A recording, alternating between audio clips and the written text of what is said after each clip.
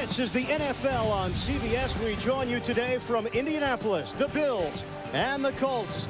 It's kickoff 99 in the NFL. We'll come back with our opening kick after these words on CBS. Ian Eagle and Mark May back with you from Indy. Buffalo has won the toss. They've elected to receive. Mike Vanderjagt will kick it off for the Indianapolis Colts. Kevin Williams is the deep man for Buffalo. The 99 season underway, a short kick, and Williams will take it from the 10. Pitches move to the outside. Williams caught from behind as he crossed the 30-yard line. Keith Elias, the special teams tackle, a 23-yard return.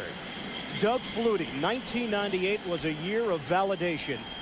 And it certainly shows in his bank statements. $22 million extension, a new 4-year deal for the Buffalo quarterback.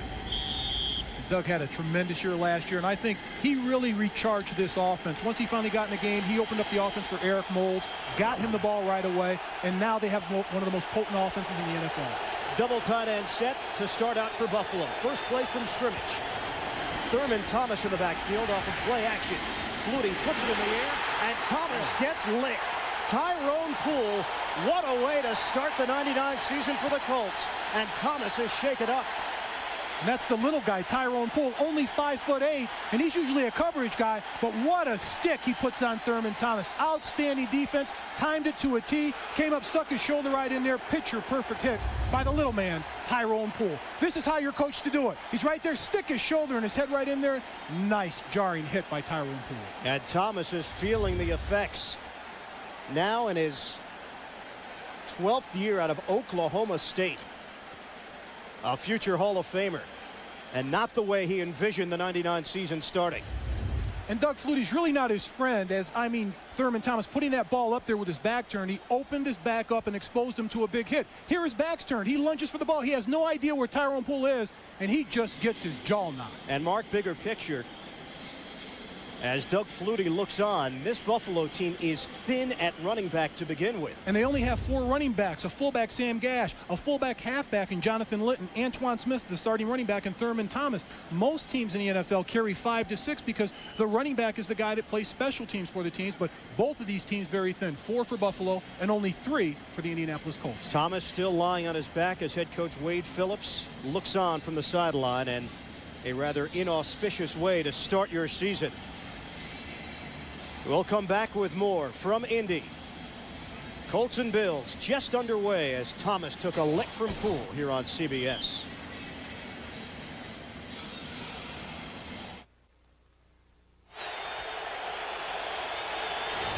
On a 2nd and 10 for Buffalo. On a pitch, Antoine Smith now on the game. His first carry of the season going nowhere. Bernard Whittington and Jason Belzer combine on the stop. A loss of 3. A good sign that Thurman Thomas could walk off the field on his own power, but the medical staff still tending to the veteran. That's not the way you want to start off a game with a veteran like Thurman Thomas. You want to get in the flow of the game and start your season off. And the first play of the game, he's knocked out of there. It looks like a rib or a lower back injury. Hopefully the wind's knocked out of him. We'll see him later on in this game. Bills will go with a 4-receiver look. Jonathan Linton, the running back, checking in as a receiver. Dime package for Indy. On a 3rd and 13, Flutie in some trouble. Scramble. Incomplete. Jeff Burris was the man providing the pressure, and the Bills forced a punt. That's Vic Fangio's defense, the new defensive coordinator for the Indianapolis Colts. It's a pressure defense. Attack the quarterback. Zone blitz. We want to put more pressure on the quarterback than we ever have. These players love this defense. Here's a corner fire by the corner, Jeff Burris, coming from the outside, putting pressure on quarterback Doug Flutie. That's the style of the defense that they want to have and portray in Indianapolis this year. The Buffalo punter is Chris Moore. Deep man for Indy, Terrence Wilkins. He's the rookie out of Virginia. Fair catch signal made. Catches cleanly at the 27.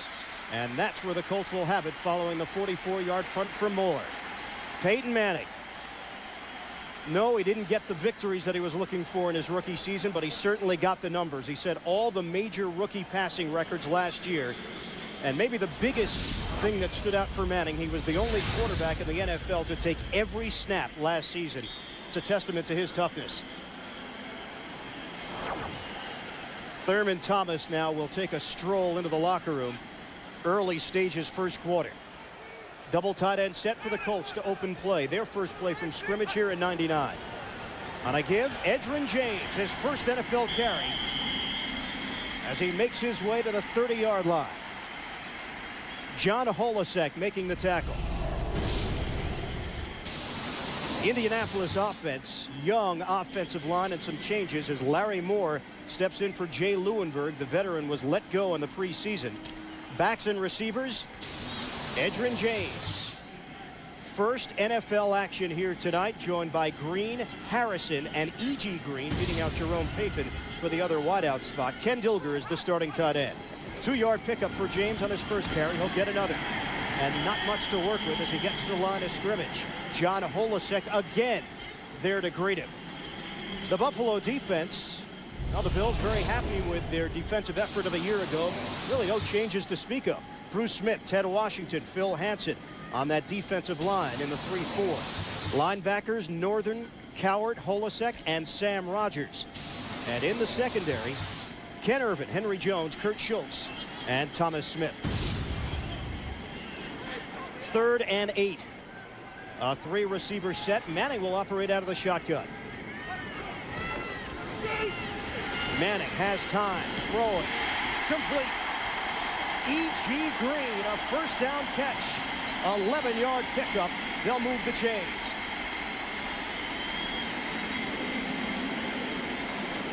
Nice job by the offensive line of the Indianapolis Colts to protect Peyton Manning, but Bruce Smith on the outside, he told us yesterday when we spoke to him, I'm going to get to Peyton Manning. I haven't sacked him yet, but first play of the game, he's putting pressure on Peyton Manning, getting close to him, letting him know from play one, I'm going to get you sometime today. He has sacked 58 different quarterbacks over the course of his NFL career. Peyton Manning is not one of them.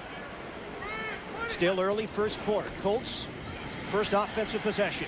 Manning looking, deep ball thrown. He had Harrison open. Incomplete. Ken Irvin in on the coverage.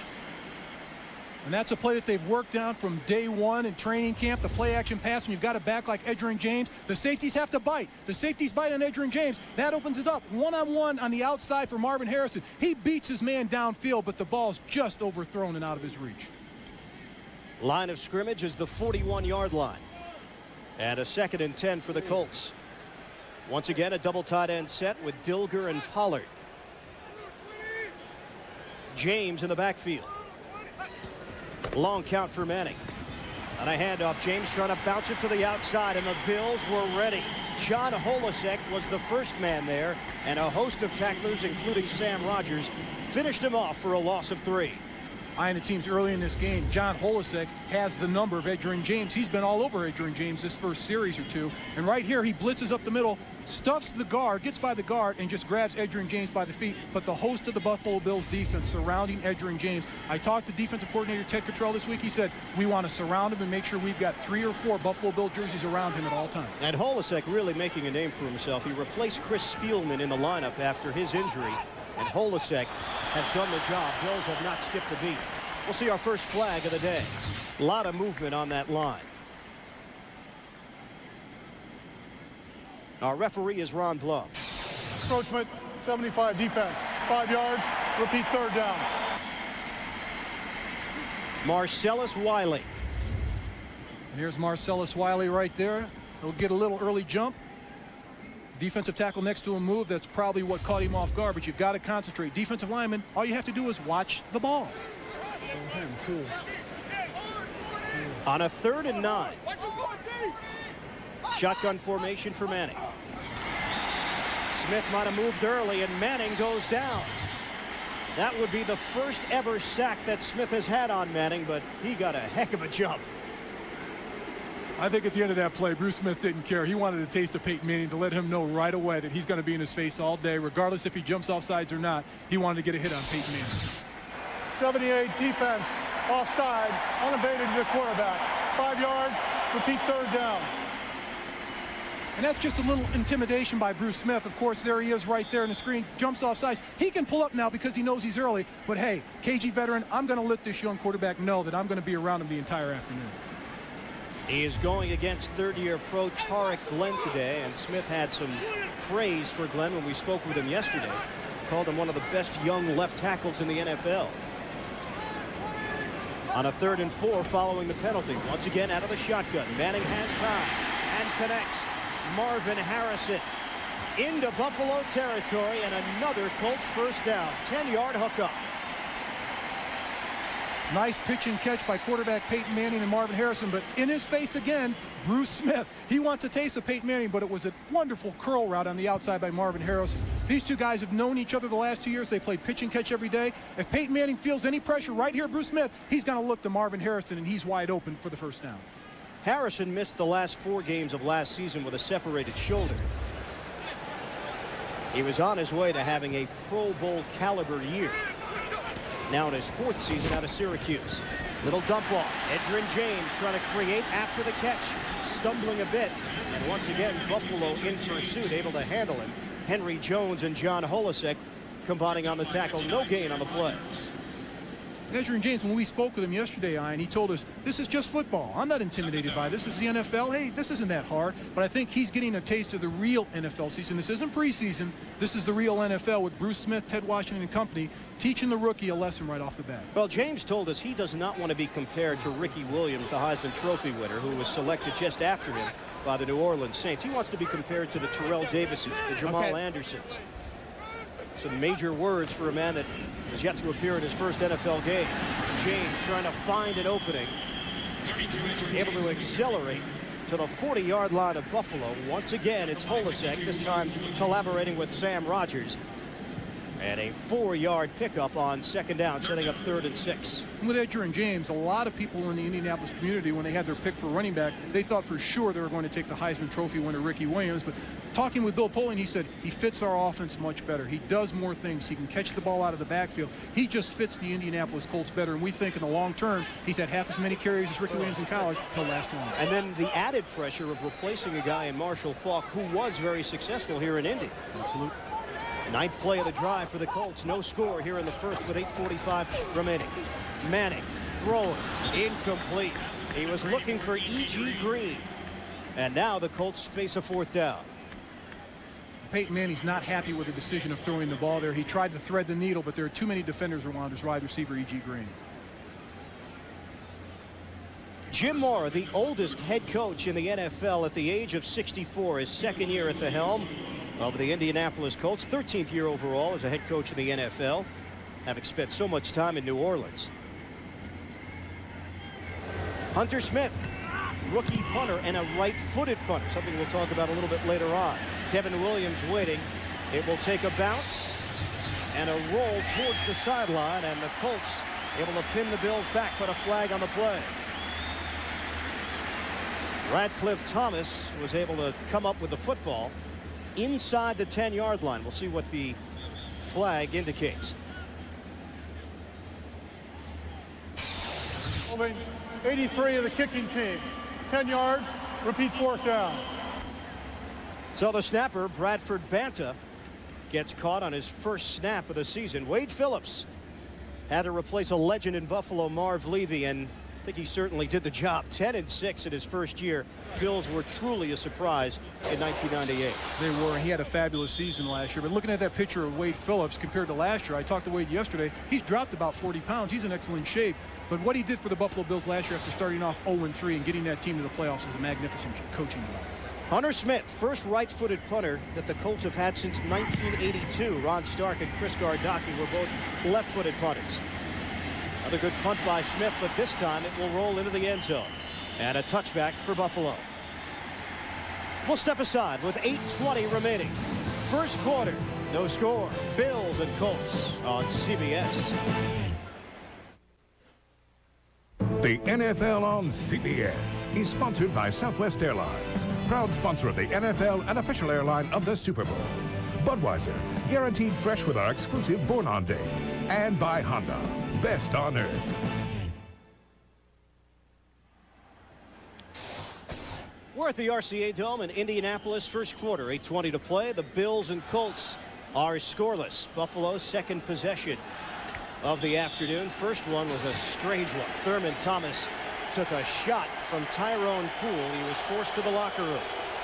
Antoine Smith and Sam Gash in the backfield on a 1st and 10 from the 20. On a handoff, Smith putting his head down and trying to barrel ahead for a pickup of 3 on first down. The Buffalo offense looks like this across the line. Fina, Brown, Ostrowski stepping in at center, replacing Dusty Ziegler, who comes in at right guard, replacing the injured Joe Panos, and Robert Hicks at right tackle. Backs and receivers, Smith and Gash. Eric Moulds, a breakout year at 1998, joined by Andre Reed and Jay Remersma. A 5-receiver look for Flutie. Spread formation on a 2nd and 8.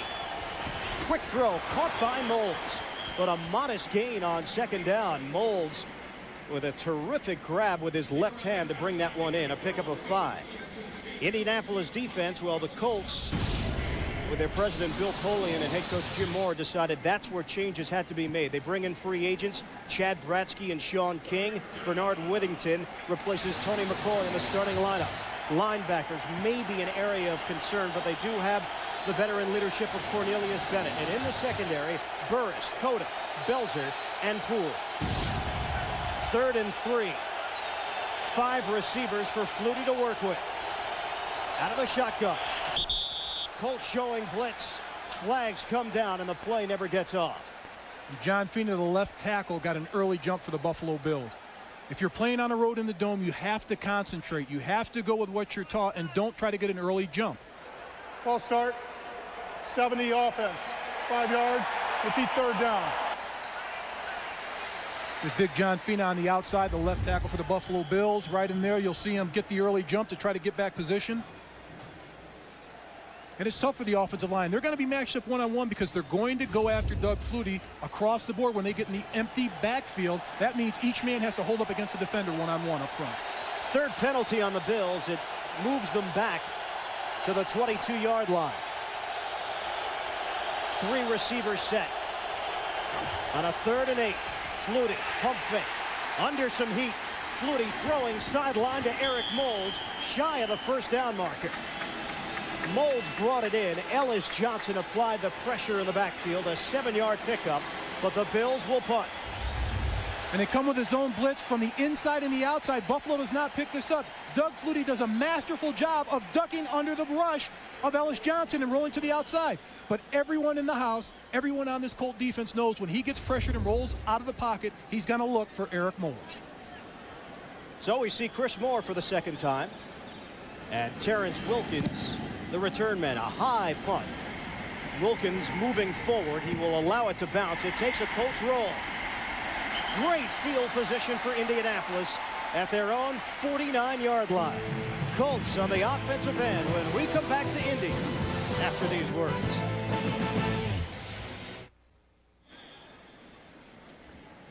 Back at Indy, the Colts and the Bills, no score with 5:48 to play in the 1st quarter.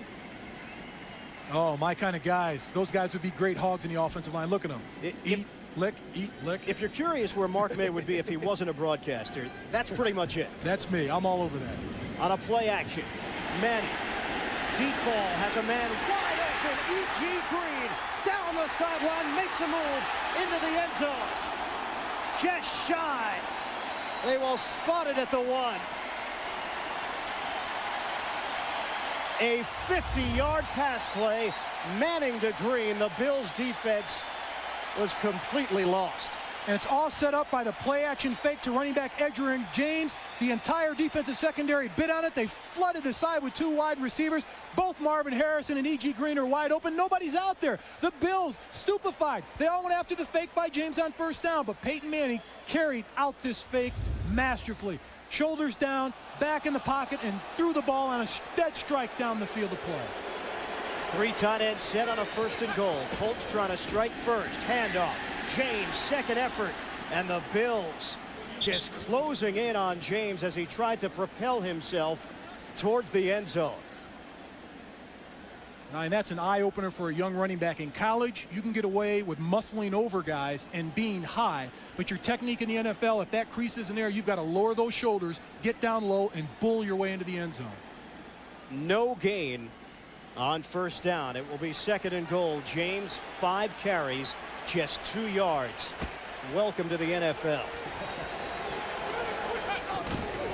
Manning on a handoff. Edgerrin James puts the helmet down. No signal yet. Ted Washington was the first man to put a body on him, and that's a big body at that. And no touchdown for James. He's 0 of 2. Big Ted Williams lost the piano last year. He dropped about 30 pounds, and he's still the biggest man on the field. But on goal line and short yardage, you can't allow penetration on any running play. The Buffalo Bills do an outstanding job of staying low with their leverage, not being moved out, not giving the offensive running back, Edgerrin James, a crease to hit. That one was very close. On a 3rd and goal. Pollard in motion. Handoff, James. 3rd time's the charm. Touchdown, Indianapolis. First NFL touchdown for Edgerrin James. And the Colts grab the lead.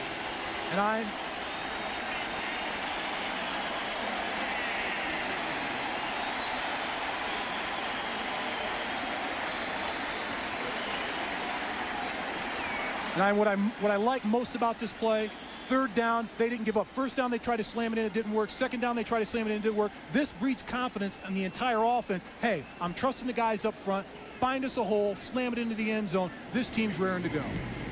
Mike Vanderjagt, the extra point, a 4-play, 51-yard drive. And the Indianapolis Colts get a touchdown from their rookie out of Miami. They lead it 7-0.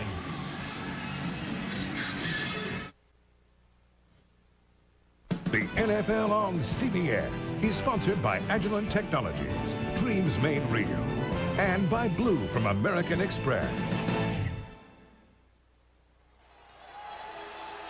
The Colts opening up their 47th season in the NFL, their 16th here in Indianapolis. They have a 7-0 lead on the Buffalo Bills, and they hope this is the first of many. Edgerrin James, his first NFL touchdown. Mike Vanderjagt kicking it off. Kevin Williams will receive it from the 7. Williams finds an opening. Kevin Williams, he got sandwiched at the 35-yard line. He had a chance to maybe break that one. Montgomery and Blevins combining after the 28-yard return. Bills will try to get themselves on the scoreboard when we come back. Buffalo from their own 35, a double tight end set. Jonathan Linton is in the backfield. He'll get the call. Linton gets across the 35, up ahead to the 38. 3-yard gain on 1st down as Tyrone Poole made the tackle, and now Linton will go to the sidelines, replaced by Antoine Smith. X-rays on Thurman Thomas have come back negative. Thomas took a jarring hit on the first play from scrimmage for the Bills this season. That was an eye-opener for Thurman Thomas to start the season off that way, but fortunately enough, he's okay. It appears he just had the wind knocked out of him. Hopefully we'll see him back. Flutie off of play action. Sideline throw. And the catch made by Moles. Pickup of 12, a 1st down. Jeff Burris with the tackle. Right now, let's get an NFL update. We head back to New York and Jim Nantz. All right, Ian, the Packers lose Robert Brooks to retirement. They trade Derek Mays. Are they worried? No. Bill Schrader's going to step in. Jerry Glanville promises a huge year. He's on the board with a touchdown. Let's go back to Indianapolis. And that may be one of the few times I agree with Jerry Glanville. I think that the Green Bay Packers are going to have a heck of a year under Ray Rhodes. New coach. And Brett Favre doesn't have that support cast that he's had in past years, but he's still got the talent. Flutie on a throw. Sam Gash walking the tightrope on the sidelines, and they'll move the chains again. Another 1st down for Buffalo. Well, Doug Flutie, where did it all begin for him in a Buffalo uniform? Well, he came in against San Diego in the season opener last year, but this is really where it started. Rob Johnson, the starter, injured his ribs as Larry Chester made the sack on him, and Doug Flutie came in, led the Bills to the victory, never relinquished the starting job the rest of the year. Flutie had a magical 1998. On 1st and 10 from the 38, the ball batted down and incomplete. Chad Bratsky able to knock the ball away. And Bratsky's one of the players that was brought in by the Indianapolis Colts in free agency to put pressure on quarterbacks and have a big year. 11 sacks last year for the New York Giants. But Doug Flutie, 5'8", 5'9", stands in the pocket. If he's going to stand directly in the pocket, the defensive lineman, if you can't get close, put those hands up. Make it difficult for him to see over your hands. Doug Flutie at his best, scrambling around, making things happen, creating his own pocket, not a drop back passer. Field clock continues to roll, only 7 seconds left Rob Johnson was barking out instructions from the sidelines. Will the Bills get a playoff? They do. On a handoff, Jonathan Linton barreling his way for a good pickup on second down of 8 yards. So no Thurman Thomas because of the injury that he sustained earlier today. So Jonathan Linton is getting some extra time here in the first quarter as we wind down and approach the 1-minute mark. And Jonathan Linton's a guy that they think they have got great promise in. The only problem, he fumbles the ball. Had 3 fumbles in preseason in 1 game against Seattle, but they think he's a heck of an athlete, can line up at fullback, running back at halfback, and line up out wide when they go in empty backfield as he is doing right now. They'll go with a 5-receiver look on a 3rd and 2. Spread the field for Flutie. Here come the Colts. Flutie scrambling, avoiding the rush and throwing on the run. Mold came back for it. And a first down for Buffalo. Flutie making that happen. He is more than just a scrambler, we know, but when he has to rely upon it, he can make something happen with that ability. And we may see this all day, throwing to Eric Moulds every time he's in trouble. It's got to drive Vic Fangio, the defensive coordinator, crazy. Every time they go in open backfield, they blitz someone off the outside. But Doug Flutie has been able to elude that blitz, roll to the outside, and make something happen. Here he makes a first down happen, but that's just incredible. When you can roll away from a blitz one-on-one with the defenders looking you right in the eye, turn it nothing into something, that's an outstanding play offensively by Doug Flutie. Time is run out here in the first quarter. The Buffalo Bills on the move. End of the first. Indianapolis leading Buffalo 7-0. We'll return to the RCA Dome right after this message.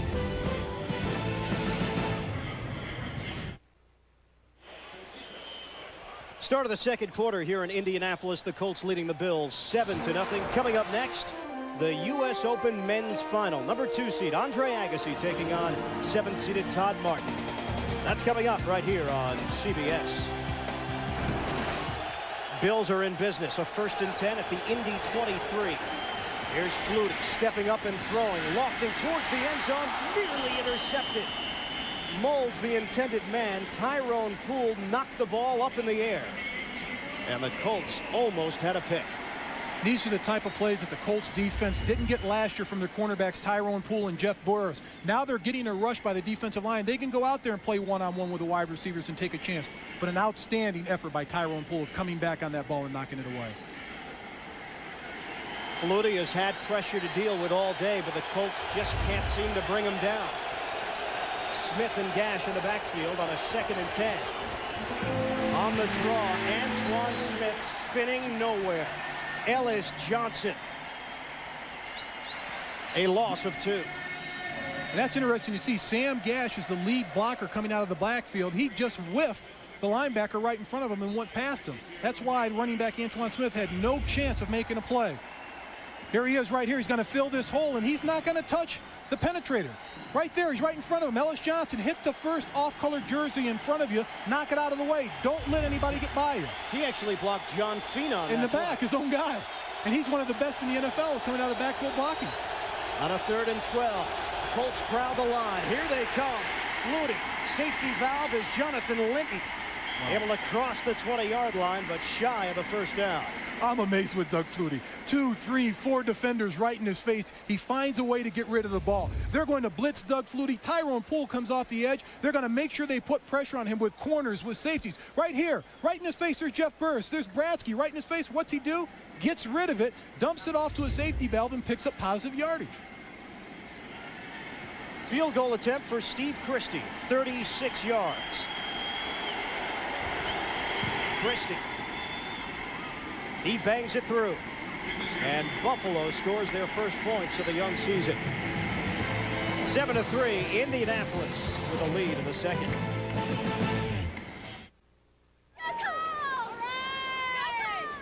Here in Indianapolis, the Colts lead the Bills 7-3 with 13:35 to play until halftime. Buffalo with a 10-play drive, 47 yards, took up 5 minutes off the clock and culminated in a 36-yard Steve Christie field goal. Christie will kick it off. Terrence Wilkins awaits. This is Keith Elias. Elias trampled down at the 20-yard line by Darrell Porter. after a 16-yard return. But so far here in the early going, Indianapolis a 3-13 team from a year ago. Buffalo 10-6. Colts have looked very comfortable on the offensive end. And I think that's the youth of the Indianapolis Colts. Here's a team that had the lead in a lot of games last year and relinquished it late in the game. They've got to learn how to become finishers. They've got to finish ball games off, and that's where the maturity factor comes in. And I think that they're better this year doing that. You have to imagine with a combination of Polian and Moore, this team will eventually be a winner. You can never discount Bill Polian. He's got a track record better than any general manager in the NFL. Edgerrin James is spun down by Pat Williams. Maybe got a half a yard on first down, if that. James has looked quite human, in fact. 8 carries, 4 yards for the rookie, 1 touchdown. Well, he's looked like a rookie thus far. That's one thing he did not want to look like as a rookie, but he hasn't really played like a rookie. The holes haven't been there. He hasn't coughed the ball up. He hasn't really had a bad play. It's just that no one on the offensive line has given him a big enough seam to run through to make something happen. Okay, and in preseason, keep in mind, he played just over a half of pro football, that long holdout. Here's James looking for the sideline, and not much there. He stumbled ahead for a pickup of 3 on second down. Holisek and Sean Price combining on the stop, setting up 3rd and 6. And that's just experience with Edgerrin James. He'll find out that in college he can get to the edge and the sidelines, plant, use his speed, and take off down the sidelines. In the NFL, the defenses are bigger, strong, and stronger, but they're much quicker getting to the point of attack. Holisek has 6 tackles. 5 of those might be on Edgerrin James. He's been all over it. On a 3rd and 6. Out of the shotgun, Manning directing traffic. E.G. Green, the motion man. Here's Manning throwing, and a first down pass is made to Marvin Harrison, his favorite receiver. Ken Irvin with the coverage. What a job by Peyton Manning, biding his time. Buffalo came with a blitz. Offensive line did a great job of securing a pocket for Peyton Manning to stand tall in the huddle, fire that ball downfield. I think in the future, this is going to be one of those pass quarterback wide receiver combinations like Swan and Bradshaw, Monk, Theismann. You're always going to be hearing about Rice and Young. In the future, it'll be Harrison and Manning. 1st and 10 from the 32. James in the backfield. Manning wants to put it in the air and does. Once again, it's Marvin Harrison working the sideline with Harrison for a 7-yard gain.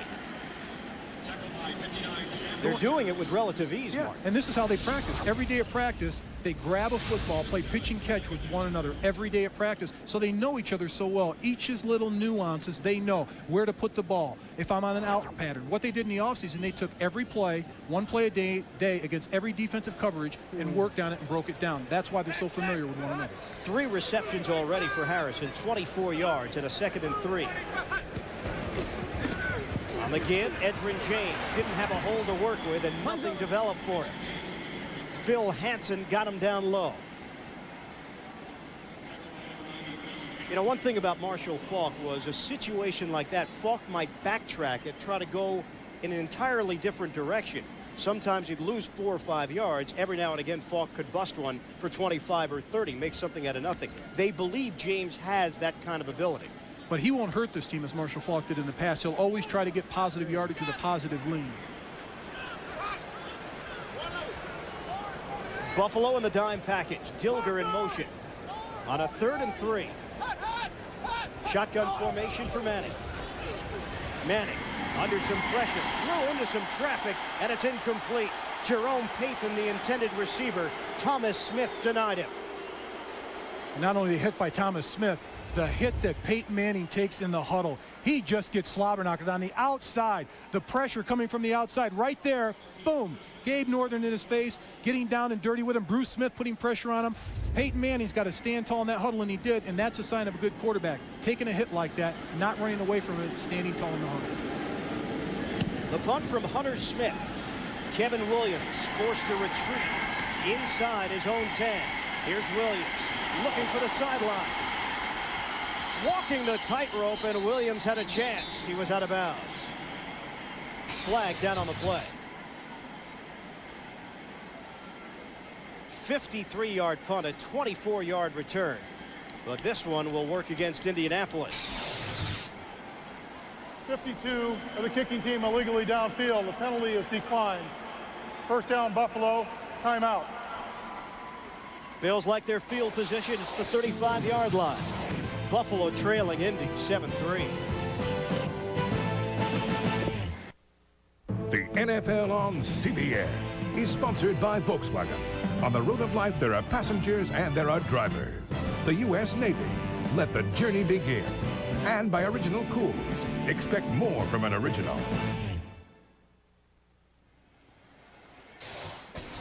(7-3) Colts leading the Buffalo Bills. Buffalo on offense with a double tight end set. Flutie on first down, throwing to the sideline, and Andre Reed. His first catch in this, his 15th year in the NFL, and of Kutztown State, an aging star at the age of 35. But Reed still in tremendous condition and has really almost been like a big brother to Eric Moulds and Peerless Price, who are still learning the ropes. He's like an extra coach on the sidelines. He coaches them up along with the coaching staff, and you've got to have a guy like that with the young wide receiver.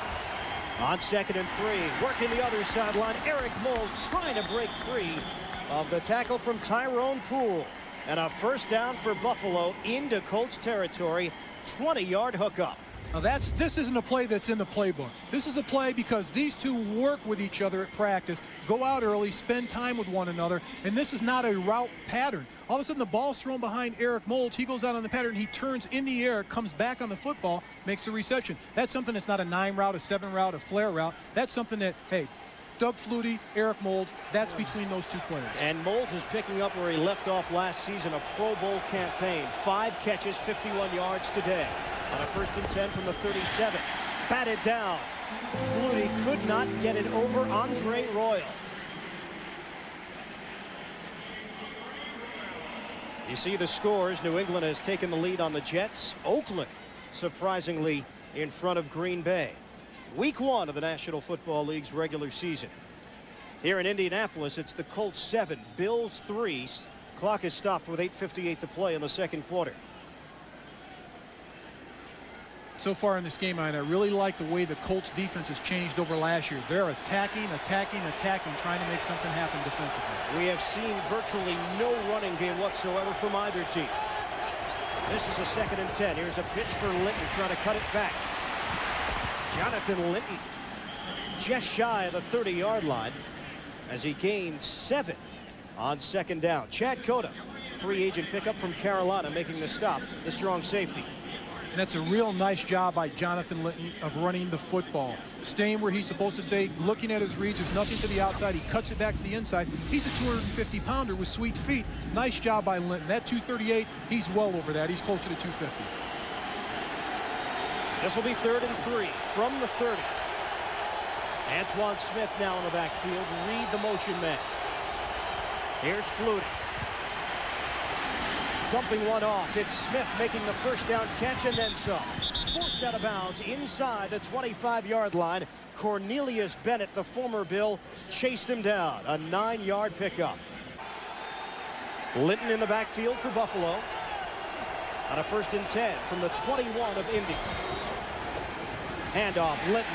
He is brought down by Bennett, the former Bill, and what a strange trip it has been for Cornelius Bennett, originally drafted by Indianapolis, made a name for himself in Buffalo, and now Cornelius Bennett going against some of his former mates. It's taken him 3,960 days to get in a Colt uniform from the day they drafted him, and he's still a fantastic player. 13th year in the NFL, did a great job with Atlanta last year. This is his first time ever going against the Buffalo Bills, so it's very special today for Cornelius Bennett. I'd say that's the longest holdout in NFL history. That's even longer than mine. Out of the shotgun, Flutie throwing, intercepted. Jeff Burris with the pick. So the Bills seem to be on their way to putting some more points on the board. But Doug Flutie throwing the ball to Burris. First turnover. And nothing special on this play. Doug Flutie gets good protection. The ball just gets away from him. He throws it high right there. Jeff Burris, Johnny on the spot. Not a spectacular play, but being in the area. Indianapolis holds on to the 7-3 lead. They've got the football off the turnover. Couple of former Bills, Burris and Bennett. And Jeff Burris with the interception, had a disappointing 1998, came over as a free agent from Buffalo, and the Colts expecting a great deal more from their two cornerbacks this year, Poole and Burris. They've already paid dividends so far today. On a pitch for James, we're waiting for the first big run. There it is. James hurdling his way for a first down. 12-yard gain for Edgerrin James. Nice run by Edgerrin James, but they got the beef out on this play. They pulled the right guard, Adam Meadows, and the right guard, Waverly Jackson, the right tackle, Adam Meadows. That's 600 pounds of beef pulling to the outside, leading the way for Edgerrin James. 11 carries, 19 yards, and a touchdown for James. First and 10 from the 46. Play action. Manning throwing. Wide open, E.G. Green. Cuts it back into Bills territory. And a new set of downs for Indianapolis to work with, a 19-yard pass play. And a nice setup of play action. The fake by Edgerrin James gets respect from the defense. Peyton Manning rolling to his right, planting and throwing back to E.G. Green. Nice job. Standing tall in the huddle, getting rid of the ball. Good protection up front. It gives Peyton Manning a chance to see downfield. But it's Edgerrin James in his fake that the defense has to respect. They've got to take that peek inside and look if he has the ball or not. 3 catches, 80 yards for E.G. Green, who missed most of his rookie season because of injury. Now in his second year out of Florida State. Keep it on the ground. James trying to sweep it to the outside, and not much room for him to work with. Thomas Smith bringing him down for a loss of 1. Clock continues to roll. 5:20 to play here in the second quarter. Colts in front of the Bills, 7-3. Now Buffalo has not looked impressive here in the early going.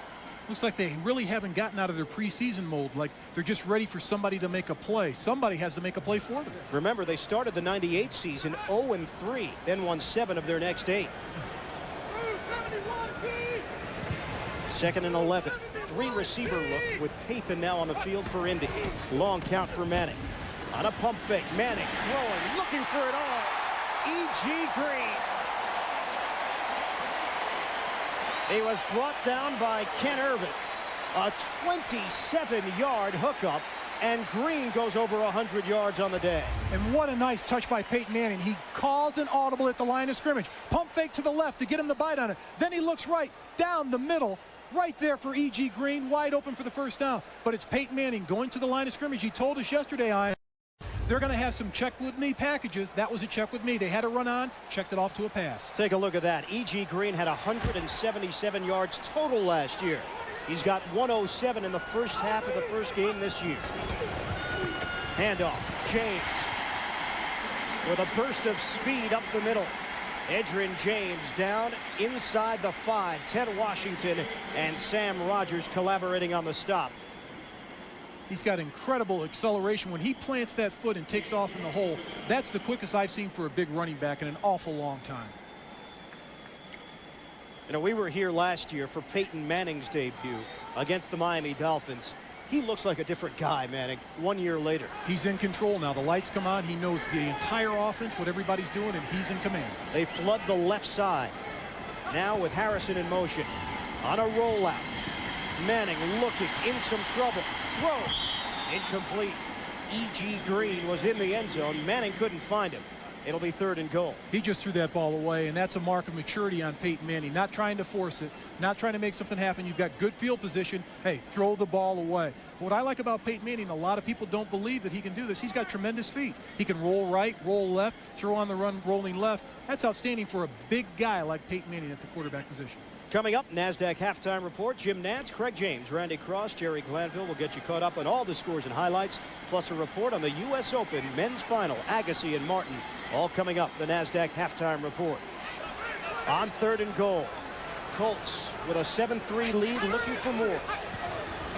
Manning to the end zone. Touchdown, Marvin Harrison. Colts extend their lead.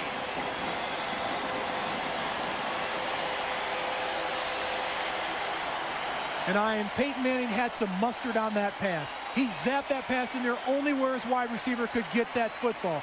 But the key to this play on the offensive line, Tarek Glenn, one-on-one with a future Hall of Famer, the sack leader in the NFL, Bruce Smith, handled him one-on-one on the edge. That's what made the play work. The offensive lineman against the KG veteran allowed Peyton Manning to step up in the huddle and complete the pass for the touchdown. Mike Vanderjagt on for the extra point. Able to curl that one through. This is not what the Bills expected. Indianapolis takes a 14-3 lead. Second quarter. The NFL on CBS is sponsored by the NASDAQ stock market.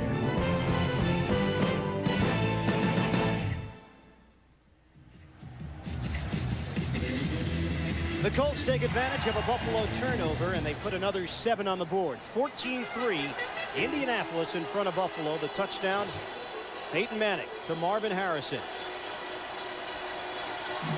7-play, 65-yard drive, eating up 3 minutes and 38 seconds. Vanderjagt on the kickoff. Kevin Williams catches at the 15. Here's Williams. Has a lane and is spun down just shy of the 40-yard line. Let's take a look at the touchdown. Marvin Harrison in the slot. He's going to go by 2 defenders, a little post pattern. Peyton Manning right here, Tarek Glenn one-on-one with Bruce Smith. But watch the pattern. He splits 2. Right here, both of them, they jump on him. Makes a nice hint move to the outside, back towards the inside. Touchdown, Indianapolis Colts. Indianapolis with the 14-3 edge, and Buffalo has looked listless, to say the least. Not looking anything like the team that was a major surprise in the NFL in 1998 with a record of 10-6. They have had absolutely no running game whatsoever. Flutie off of play action. He'll throw it. Moles had a step. Incomplete. And for this Buffalo Bill team to execute better, you said it just before the play. They have no running game. They've got to be able to run the ball. That's their forte. Pound it with Sam Gash, the great blocking fullback, and run the ball between the tackles. But we talked to Wade Phillips about this yesterday. He said, hey, no reason to worry. That was preseason. We didn't put in our packages that you would normally see during the regular season. Well, we're not seeing them yet. Not at all. And running the football is a basic fundamental. Regardless if you have your packages in, you've got to be able to run the ball. 14 rushing yards so far for Buffalo as a team. Flutie, audible, play clock. It was running down, and Flutie takes a timeout. These Colts fans are into it. 3:01 left in the first half. And this Bills team has just been in disarray. Absolutely. And you'd think that it would be the Indianapolis Colts, because they're a young football team, to make mistakes, burn timeouts, not execute. But it's the Buffalo Bills, the veteran team, that aren't doing what they're supposed to do. Basic fundamentals. Run that football between the tackles. Joe Pendry, give it to Antoine Smith a couple of times. Had to be at least curious about why Buffalo was interested in Lawrence Phillips during the offseason. They didn't sign him. He eventually went to San Francisco. But the Bills did show interest. Was that a statement that Antoine Smith was not the long-term answer? I believe so. Maybe we're seeing why, because everyone thought after Antoine Smith's season last year that he was their #1 go-to guy at the running back. He displaced Thurman Thomas. And Smith watching from the sidelines, where he has been most of the day. 3 carries, -3 yards for Smith so far. Jonathan Litton has gotten most of the action. Colts are in the dime package. On a 2nd and 10, Flutie throwing, incomplete. That was Linton, the intended receiver. He could not bring it in. And some extracurricular activities. Dusty Ziegler down there, the offensive guard. He was their starting center last year, but replaced by Jerry Ostrowski, their starting tackle last year for the Buffalo Bills. He's getting a start because of the injury to Joe Panos, and he's probably letting out some frustration because he's earned the right to start in the NFL, and he was benched just because of a move the coaches wanted to make. But I love this stuff. Hey, give him an extra shot, Dusty. There you go. Give him another shot. Get in there. Stay in your turf. That's my man. Sean King is not your man, apparently. Nah, he's on the other side. Defensive guys, forget it. On 3rd and 10, Flutie on the blind side, did not see the defensive player coming and could not make the connection to Kevin Williams. Flutie again under some pressure, and the Indianapolis Colts just gaining momentum as this game goes on. The Indianapolis Colts, Tito Wooten, number 28 on the outside, along with number 29, Jason Belzer. Right there, they get around Riemersma, the tight end blocking, and both of them put pressure on Doug Flutie. Here's the defense. They're not wasting anything. They're bringing safeties, corners, linebackers to pressure quarterback Doug Flutie. Third punt of the day for Chris Moore. Terrence Wilkins moving ahead. He got licked. Flags come down. Terrence Wilkins, the rookie, just took a blow. Darryl Porter on Buffalo special teams. And that's just uncalled for. You've got a return man in a defenseless position. He's not looking at the return. He's looking at the ball. Right here, Terrence Wilkins, the rookie, he's not worried about anything. And right there, a shot like that by Darryl Porter, that's uncalled for. Who's he going to go after next? The water boy? That's just not fair. That's not right. Interference, the opportunity to make a catch, 15 yards, first down. And I can guarantee you one thing, the NFL will look at this in the office on Monday, and he may get fined because of that hit. Mark, you said it earlier. Which team is the young, inexperienced group? Certainly doesn't look like Indianapolis. It's Buffalo making the mental errors and not executing on the offensive end. Colts just finding their groove now. With 2:41 to play in the second quarter, they already lead it 14-3. Good field position as they line up at their own 48-yard line. Three receivers set for Manning. Edgerrin James. James ran into his own man, Waverly Jackson, as Ted Washington brought him down after a pickup of 3.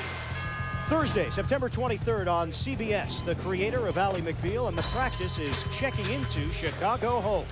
There'll be a new attitude, new faces, and a whole new hope. Don't miss the season premiere Thursday, September 23rd on CBS, America's most watched network. Clock is moving, approaching the 2-minute mark. 2nd and 7, 3 receivers.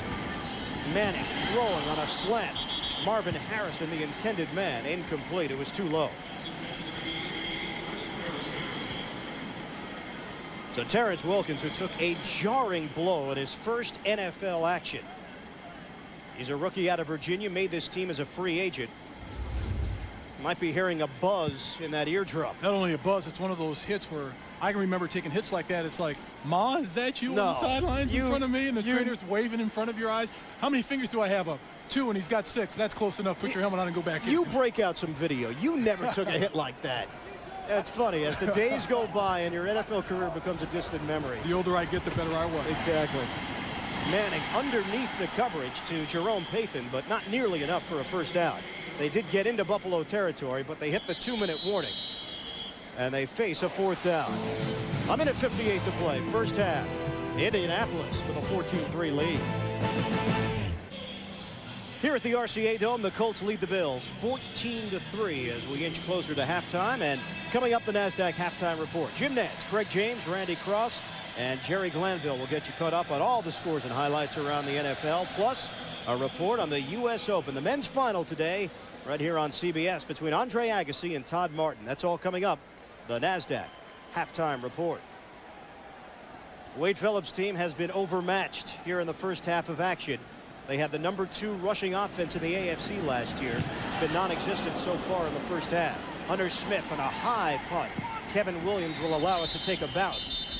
Out of bounds. They will spot the football right around the 20-yard line, and that's where the Bills will have it with a minute 50 to work with. Football season is here. Get a complete and in-depth look inside the NFL with team-by-team breakdowns and Week 1 recaps.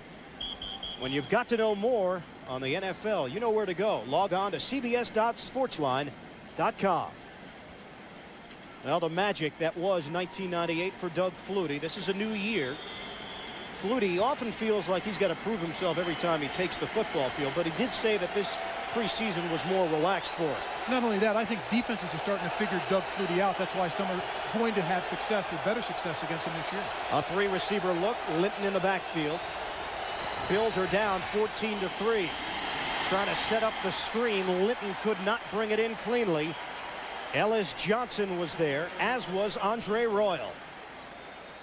Good pressure by the defensive front of the Indianapolis Colts, getting through, putting pressure on quarterback Doug Flutie. But the offensive line in the screen, you've got to hold at least a 2 count. Solid hold on the line, back up, solid hold again, back up, then let the rusher through thinking he's got a pass rush. You've got to be an actor against screens on that play. The offensive line of Buffalo, they were not going to get an Emmy or an Oscar for this play. Now 5 straight incomplete passes for Doug Flutie. Now 9 of 19, 87 yards overall in the first half. This is 2nd and 10. Out of the shotgun, 5 receivers. From the 20, Flutie throwing to the sideline, brought in by Reed. Let's see where they spot the football. Looks like enough for the first down.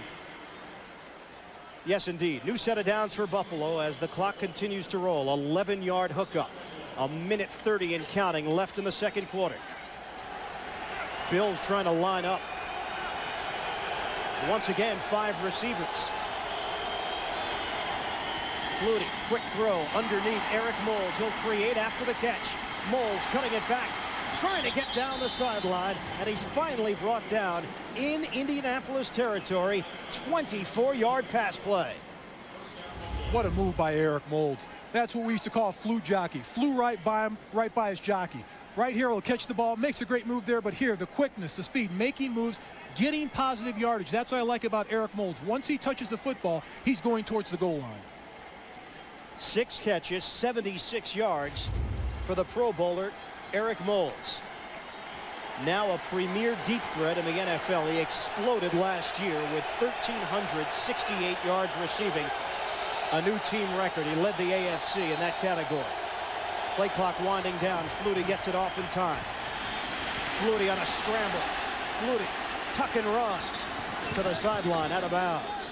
Stops the clock with 1:05 left, first half. 5-yard scamper for Doug Flutie. And the reason why Doug Flutie had his scamper is because the secondary, the linebackers that dropped off into coverage did an outstanding job of covering the Buffalo wide receivers. Doug Flutie did not have to scramble on this play. No pressure. They only rushed 3 defensive linemen. He had enough time to step up, find somebody downfield, but the coverage of that Colt defense, which is vastly improved over last year, not just the blitz, I think the coverage skills are much better this year. Line of scrimmage just shy of the 40-yard line. Bills still have 2 timeouts to work with on a 2nd and 5. Trying to get some points back on the board before they go to the locker room. Flutie knocked down from behind, and a flag goes down as he threw the ball away. Chad Bratsky applying the pressure. Colts want intentional grounding. That's going to be holding. Holding. 79 offense. 10 yards. Repeat 2nd down. Big Ruben Brown for the Buffalo Bills, and there's no reason to hold. They only rushed 2 rushers. You've got 5 offensive linemen. Look at this. They're going to rush just a handful of rushers. On the outside, 1 pulls up on the line of scrimmage. But a nice move by Bratsky, getting by Ruben Brown, slapping his hands down and making a nice move inside towards the quarterback. Colts with a major upgrade at right end this year with Bratsky. Bills now with their 5th penalty.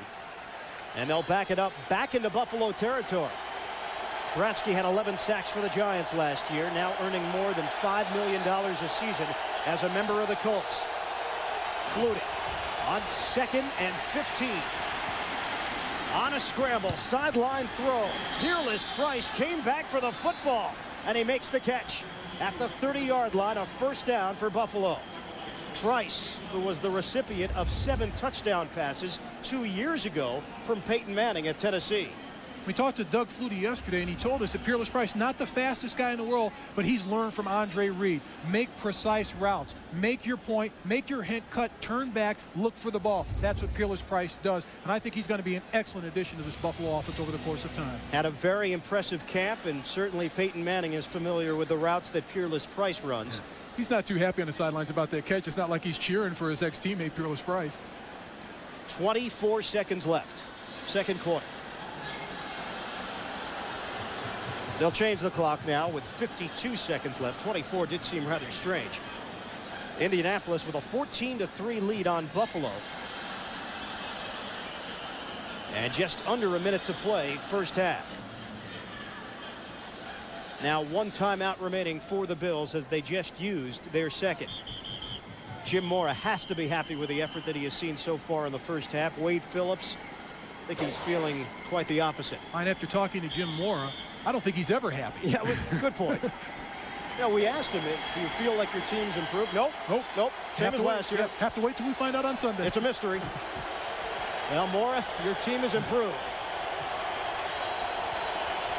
On a 1st and 10 now for Buffalo from the 29. Flutie able to make the connection to Peerless Price on consecutive passes. Modest gain. A pickup of 3 on 1st down. He did go out of bounds, stopping the clock with 49 seconds left, 2nd quarter. 2nd and 7 coming up for the Bills. Wade Phillips isn't too happy the way this is going for the Buffalo Bills, but he's a player's coach. When we spoke with Bruce Smith, he was telling us, hey, the difference between Marv Levy and Wade Phillips is Marv used to come in and tell us history stories about wars and battles and get us fired up before the game.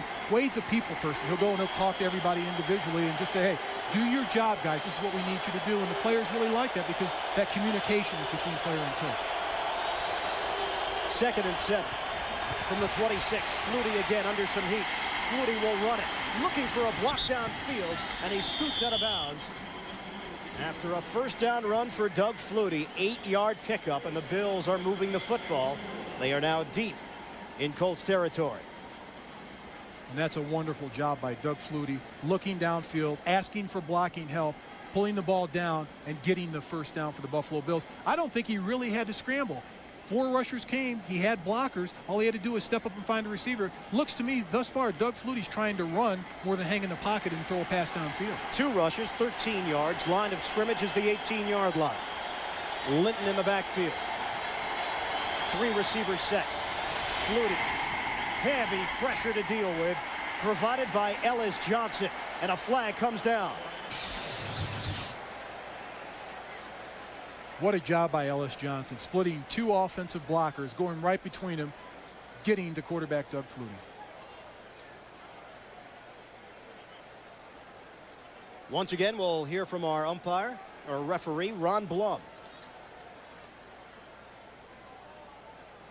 Seems to be some confusion over exactly what took place. I don't think there's a receiver in the area to catch the ball, and I think they're discussing it now if one was close enough or not.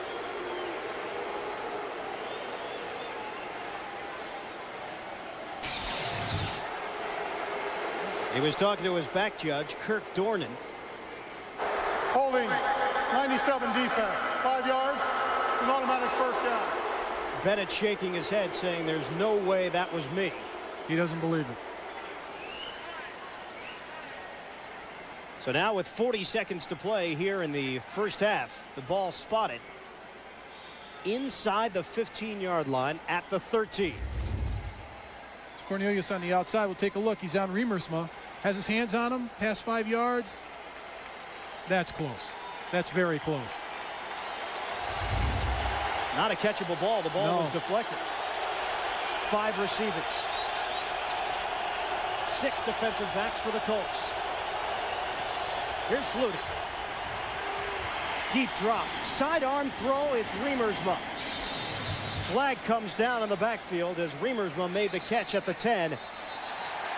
And Riemersma and Andre Royal got tied up following the play. This one's against Buffalo. Hold it. Tell you what, Ellis Johnson is putting pressure on Doug Flutie, but he's giving. Holding, 79 offense, 10 yards, repeat 1st down. The all-pro Ruben Brown fits, Ian. He told us when we talked to him, he said, it's a great fight. It's an all-day sucker against Ruben Brown. You got to bring a lunch bucket, but I love to fight him because it's 4 quarters of a fight. But he's giving Ruben Brown right now all he can handle. 3 straight Pro Bowls for Ruben Brown. His brother Cornell, a linebacker with the Baltimore Ravens. And this one cost the Bills some valuable yardage. It's 1st and 20. 35 ticks of the clock left in the 1st half. Flutie will buy some extra time out of the shotgun. Here come the Colts. Incomplete. Riemersma could not haul it in. Jason Belzer with the coverage and may have played a role in the ball popping loose. I believe that ball was a little behind Riemersma, right behind him, but that's a catchable ball. You're supposed, when the ball touches your hands, as any wide receiver, tight end, running back, when you put your hands on the ball, you're supposed to catch it. Riemersma is now the elder statesman of the tight end corps at the age of 26 in his 3rd year. That's because there are 2 rookies backing him up. Bobby Collins out of North Alabama and Sheldon Jackson out of Nebraska. This is 2nd and 20. Underneath the coverage, Eric Moles out of bounds, just shy of the 10-yard line. So again, some words being exchanged following the play. Now, the Buffalo Bills handled the Colts last year, sweeping the season series. And they really have controlled the series in recent years. They've won 4 straight. Buffalo has defeated Indianapolis in 7 of the last 8. Bills lead the all-time series with a mark of 33-23-1, 14-4 against the Colts in the 90s. This is 3rd and 8. 10th play of the drive. Flutie. Throwing. End zone. Incomplete. Riemersma, the intended man. Jason Belzer was there. He's upset on that play. I think there was some contact before the ball got there. It looked like a defender went over his shoulders and over his helmet to go for that football. We'll take another look at it. But nice job of protection. It's supposed to be a quick out to get rid of the ball. Doug Flutie can't find his first outlet, goes to the end zone, and right there, Jason Belzer was all over Jay Riemersma. I think he's got a pretty good case on that ball. Belzer making his 71st consecutive start, and he may have gotten away with one. This will be a 29-yard attempt for Steve Christie. The Buffalo Bills settle for the field goal. They cut into the Colts lead, but Indianapolis has the 14-6 edge. Well, Wade Phillips, easygoing manner as we know. Don't know if you can say the same for Jay Riemersma right now. He's still upset. I think he's got a pretty good case. There was contact before the ball got there, and that cost his team 4 points. But hey, you've got to forget about it. As a professional athlete, when that happens, dust it off. You've got another half to go. Just forget about that play and come out and play football. Buffalo Bills 3-1 in the preseason, but they weren't thrilled with everything that they saw leading up to the regular season. And there was this supposed quarterback controversy in Buffalo with Doug Flutie and Rob Johnson. We talked to Wade Phillips about it yesterday. He said, hey, there was no controversy. They just never asked me who the starter was. And that's right. And he said, I just wanted to get both quarterbacks ready to play. Not only both quarterbacks, but I wanted to get the rest of the team to know, hey, if Doug Flutie can't go, Rob Johnson's our quarterback if there's an injury. But I wanted to get everybody used to Rob Johnson in the preseason just in case something were to happen. But they split time. Both had equal time in the preseason. But I know Wade Phillips knew Doug Flutie was a starter. He's the quarterback of the future. 5-year, $25 million deal. Has to be the highest paid backup, as we know, in the NFL at that position. Not a bad job to carry a clipboard. I think I could do that. That's me. Johnson's only 25 years old. Flutie will be 37 in October. And that's something that Phillips did mention to us yesterday. But in the NFL, you have to have 2 starting quarterbacks. Your backup is almost a starter. Christie bounces it to an up man for Indianapolis, Scott Green. And Green able to inch himself into Buffalo territory with 11 seconds left. Colts may have a crack at throwing one towards the end zone. Coming up tonight on 60 Minutes, a Russian KGB agent comes out of the shadows and reveals in detail how the Kremlin planned to wipe us out. Won't want to miss that. 60 Minutes tonight here on CBS. So the football at the 49-yard line of Buffalo. See what the Colts decide to do. Either take a knee or maybe take one crack at it. Showing a 4-receiver look, so Peyton Manning will put it in play. Manning under some heavy pressure. Chased down by Hanson, and Manning is forced to throw it away with 6 seconds left, second quarter. I think if they had a chance to redo that play, I think they would have probably taken a knee. You don't want to take a chance of getting your quarterback hurt just before you go into halftime, but it's communication up front. Phil Hansen, they rushed 4 linemen. Somebody has to block him. He went through unscathed and got to the quarterback. Phil Hansen's a guy that had a bad knee injury last year in the playoffs. They didn't know if he was going to be able to come back and play. Had 3 sacks in one of the preseason games, and talking to Ted Cottrell, the defensive coordinator, he said he knew at that point Phil Hansen was back at 100% ready to play. And he was named one of the captains of this defensive unit along with Henry Jones. So a timeout has been taken by Indianapolis. They still have 2 remaining. Only 6 seconds left, second quarter. And the Colts coming off back-to-back 3-13 seasons. Indianapolis has been impressive so far. First half. Inching closer to halftime. We'll come back to the RCA Dome in a moment. Indianapolis with a 14-6 lead on Buffalo. Just 6 seconds remaining. Maybe the Colts will look for a sideline pass of 15 or more yards and put themselves in a position to possibly kick a field goal. Mike Vanderjagt does have a very strong leg.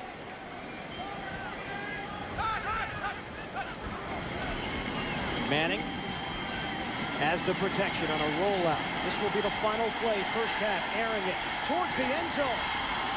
And intercepted.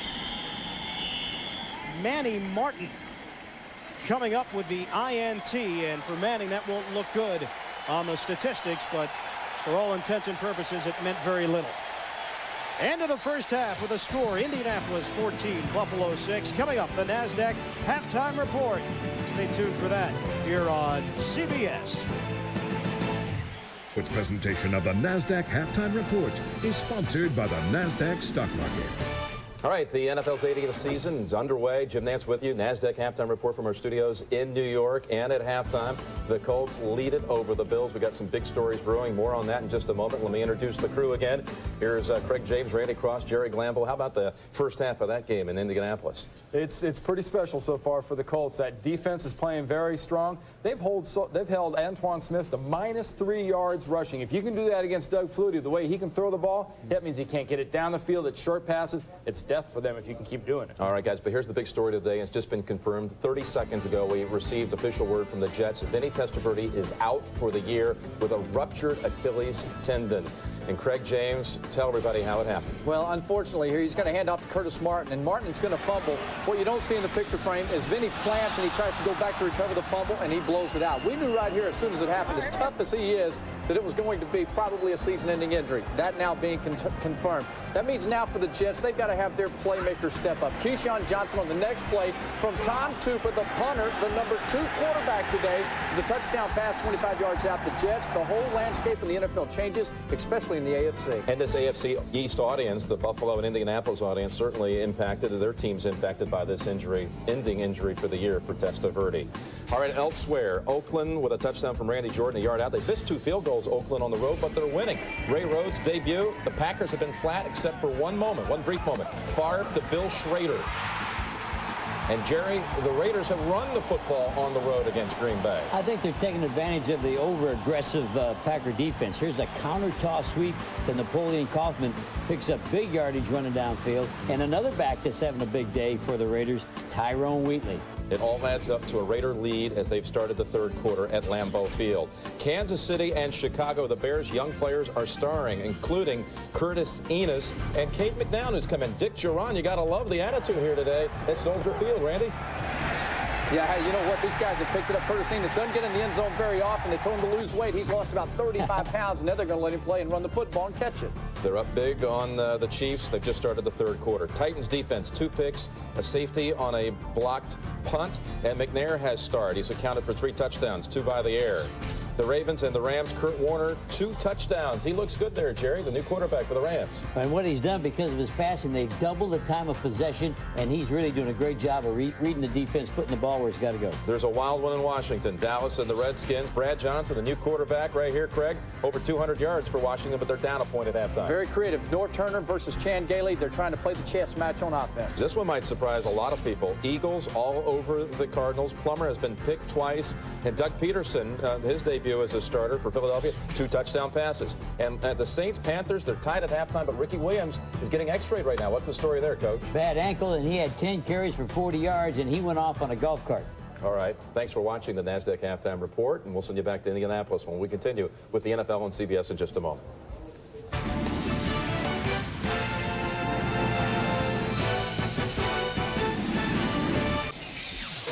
Back here in Indianapolis, it's halftime. The Colts leading the Bills by the count of 14-6 here at the RCA Dome. Welcome back, everybody. Ian Eagle along with Mark May, and a sluggish first half for the Buffalo Bills. I don't think anybody really expected this. We knew Indianapolis was an improved team from a year ago, but Buffalo has not looked like the playoff team that they were in 1998. Not at all, and I think it relies on them running the football. They haven't been able to do that. Last year, they were sticking the football right at the core of the Indianapolis defense and picking up big chunks of yardage with their running back, Antoine Smith. This year, he's only touched the ball a handful of times. And we figured a storyline heading into this game would be the pro debut of Edgerrin James, and he has shown some flashes, does have a touchdown, but really, it has been the combination of Peyton Manning, Marvin Harrison on the offensive end, E.G. Green as well, and this Indianapolis defense looking like a completely different unit from the one we saw last year. Vic Fangio, the defensive coordinator, he's made tremendous strides with this defense. One, in free agency with Bill Polian and bringing in all the talent, and two, with his coaching techniques and schemes, they put pressure on the quarterback. Doug Flutie's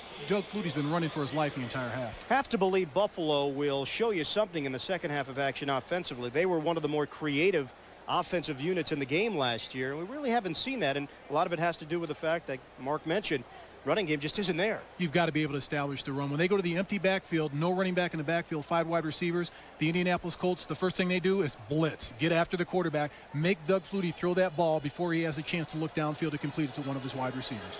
Wade Phillips had a chance to chat with his team at halftime, and we'll see if Buffalo looks like a new team here in the second half. Colts leading at 14-6. Christie on the kickoff. Keith Elias fields from the 7. Elias looking for the angle. Little shake and bake move for Elias as he comes up just shy of the 30-yard line. A 20-yard return. Antoine Winfield makes the tackle on special teams. Take a look at the halftime stats. Rushing yards, 27 for the Bills, only 24 for the Colts.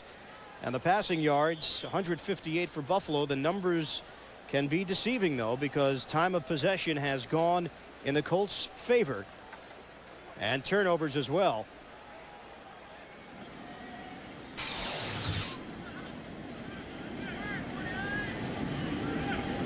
On a 1st and 10 from the 28. Edgerrin James cutting it back. James gets out across the 35-yard line. Adam Meadows laid out the block for him, an 8-yard pickup. It's nice to see the offense of the Indianapolis Colts coming out the first play, establishing the run, getting it to James, letting him feel comfortable in this offense, but the offensive line staying on their blocks. When we talked to Edgerrin James 2 weeks ago, he said for the offensive line, all I want you to do is stay on your blocks, and I will find a way to make positive yards.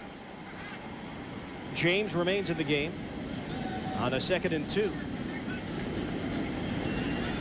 On the ground, James, the sweep. Couldn't quite get to the outside. He was spun down by Sam Coward, but he did have enough for a first down. 4-yard run for James. Spun down. He was hog-tied by Sam Coward. That was a heck of a tackle. He had him by the shoulder pad, spun him around, and threw him down. We talked to Coward yesterday. He was a running back in high school, and he said he tries to think like a running back, and he likes to take chances. Sometimes they pay off. Sometimes they don't. It paid off there. That was an excellent tackle by Sam Coward. Bruce Smith got penetration in the backfield. Edgerrin James had to take it outside. Sam Coward did a great job of reading that play and getting to the outside. New set of downs for the Colts. They lead 14-6. Manning straight back. Long throw. Down the sideline. Marvin Harrison couldn't hold on to it. Ken Irvin, the coverage. And that was a heck of a play by quarterback Peyton Manning, standing tall in the huddle. But on the outside, nice move by Marvin Harrison. It's just one-on-one. Beat Ken Irvin to the outside and run him. Outrun him to the side. Ball's right in his hands. He should catch that ball. But Peyton Manning, he gets 400 pounds of beef laying right on top of him. Ted Washington right there. Boom. That's got to hurt. That's a half a building. In some small cities, that's a full building. It's funny, Bruce Smith told us yesterday that he thought Peyton still had happy feet. We haven't seen it here in the opener in 1999. Not at all. He's looking down the field. He's taking that hit in the pocket, just like a veteran quarterback. On 2nd and 10, James trying to struggle for extra yardage as he picked up maybe 2 on the play. Marcellus Wiley was the first man to greet him. It's been a struggle for James here today. 14 carries, 24 yards, does have the touchdown, but certainly not the explosiveness that we were expecting to see in his pro debut. Not yet, but there's poisonous offense for a young football team. And you saw Edgerrin James coming back telling the offensive lineman, just a little bit more. Give me just a little bit more and I'm gone. And they're out there having fun right now. They're working on techniques instead of worrying about the Buffalo Bills beating this team. And that's what you like to see from a young team. They want to get better. 3rd and 8. Faith in the motion man. Here's Manning buying some time in the shotgun. Underneath, Ken Dilger. The tight end was not as involved a year ago catching the football. They'd like to get more involved. That's a first down reception. Kurt Schultz, the free safety on the tackle.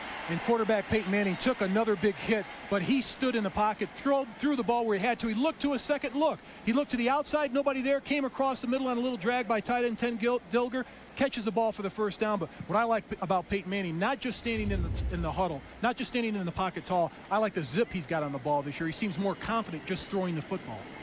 In Buffalo territory, line of scrimmage, the 45. On a 1st and 10 for Indy. Bills crowd the line, showing blitz. Play action.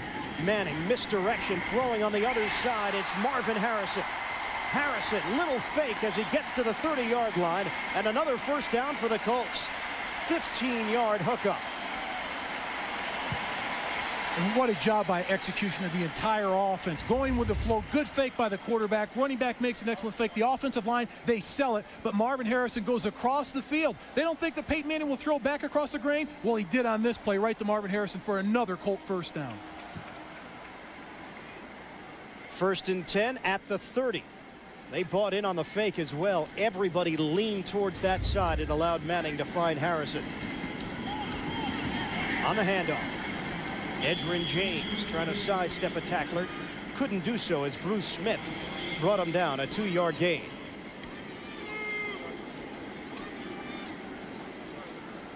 And there's Ted Cottrell, the defensive coordinator for the Buffalo Bills. He must be a little frustrated with his defensive rush on the line and his secondary's coverage. E.G. Green's been open the entire afternoon, so is Marvin Harrison. He wants the guys up front, those guys right there, the big nasties, Ted Washington, Bruce Smith, Phil Hansen, put pressure on that quarterback, Peyton Manning. Make him throw, get him out of rhythm, make him throw before he wants to throw the football. Also, the Colts have been converting on 3rd downs, which will always bother a defensive coordinator. 6 of 9 on 3rd down conversions. Manning floats one upstairs. E.G. Green, did he trap it? Yes, he did. No catch. Sam Rogers applied the pressure.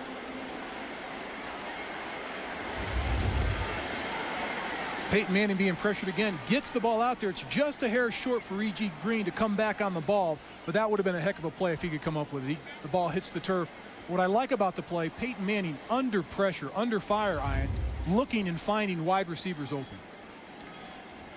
Here's another 3rd down opportunity. Green has had a big afternoon, by far the best day he has had as a pro. Dilger, the motion man. Did they get the playoff? Yes, they did. Manning throwing. End zone, nobody home. Incomplete. Marvin Harrison was in the vicinity, but the Colts unable to convert on that 3rd down, and Buffalo holds. It seems at this point both teams are listless. Nobody's fired up out there, excited to make a play. It's quiet here in the dome. Everybody's expecting someone to make something else happen. I think Indianapolis doing a great job, their offensive coordinator and Tom Moore, mixing it up, going with the play action, running the football, throwing the ball deep, keeping the Buffalo defense off balance. Here's a 46-yard field goal attempt for Mike Vanderjagt. He was 6 of 9 from anything over 50 yards last year. That one was blocked. Ball loose. Buffalo able to trample on it and finally spun down at the 44-yard line. So the Bills making something happen. That's all it takes is a play like that to get it turned around for your team. Here's the field goal attempt. Right up the middle, Phil Hansen getting a hand on the ball. Outstanding block with one big paw, slapping that ball down. Thomas Smith eventually came up with it, and Phillips is looking for something to motivate his team. Maybe that was it. Kickoff 99, the NFL regular season. We join you today from the RCA Dome in Indianapolis. Ian Eagle, Mark May, our entire CBS crew on hand. 1st and 10 for the Buffalo Bills, trailing 14-6. They open up in Indianapolis territory. Antoine Smith looking for his first strong run of the day, and there it was. Michael Barber, the middle linebacker, making the tackle. A 4-yard gain, a hard-earned 4-yard pickup for Antoine Smith. The running game has not been there for Buffalo, but the Bills with tremendous field position, and a lot of that has to do with the special teams play, blocking the field goal. That's Bruce DeHaven, the special team coach for the Bills, getting the guys fired up, saying that's the play that can turn us around. Get fired up, get into the game. Special teams coaches got to love those guys. They can make the game turn around on one play. Another carry for Smith. Barber again with a stop as he extended the arms to right around the 37-yard line. Maybe a little shy of that. Pickup of 3. It'll be 3rd and 4 coming up. And the first field goal that has been blocked for the Bills since 1996, and Bruce Smith, who did it right here at the RCA Dome. Smith goes to the sideline. That's Antoine Smith. 5 carries, just 3 yards for him. Facing a 3rd and 4. Linton in the backfield. Double tight end set for Flutie.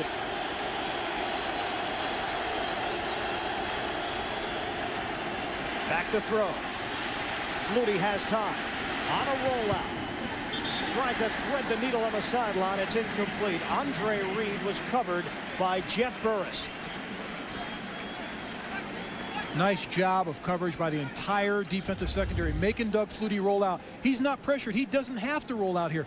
Good protection by the offensive line. Stay in the pocket. The offensive line doesn't know where you are. He rolls out, tries to make something happen, but good coverage. A nice job of coverage by Jeff Burris for the Indianapolis Colts. 4th punt of the day for the Buffalo Bills. Jerome Pathan now waiting. Keep in mind, Wilkins took a huge hit earlier.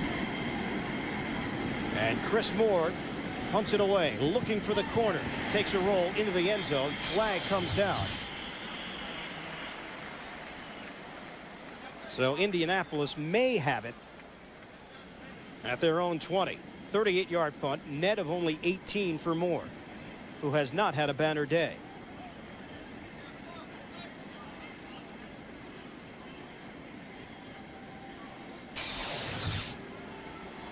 Holding against the Colts.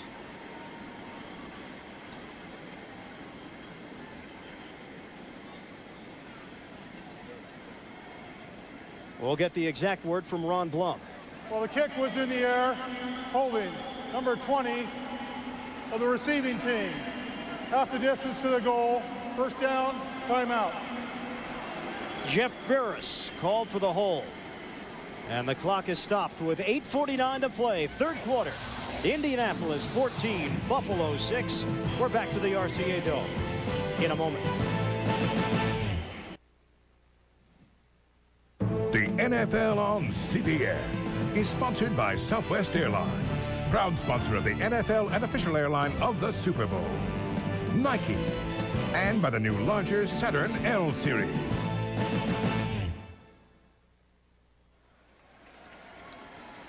(14-6), Indianapolis leading Buffalo. Colts with their worst field position of the day. 8:49 mark, 3rd quarter.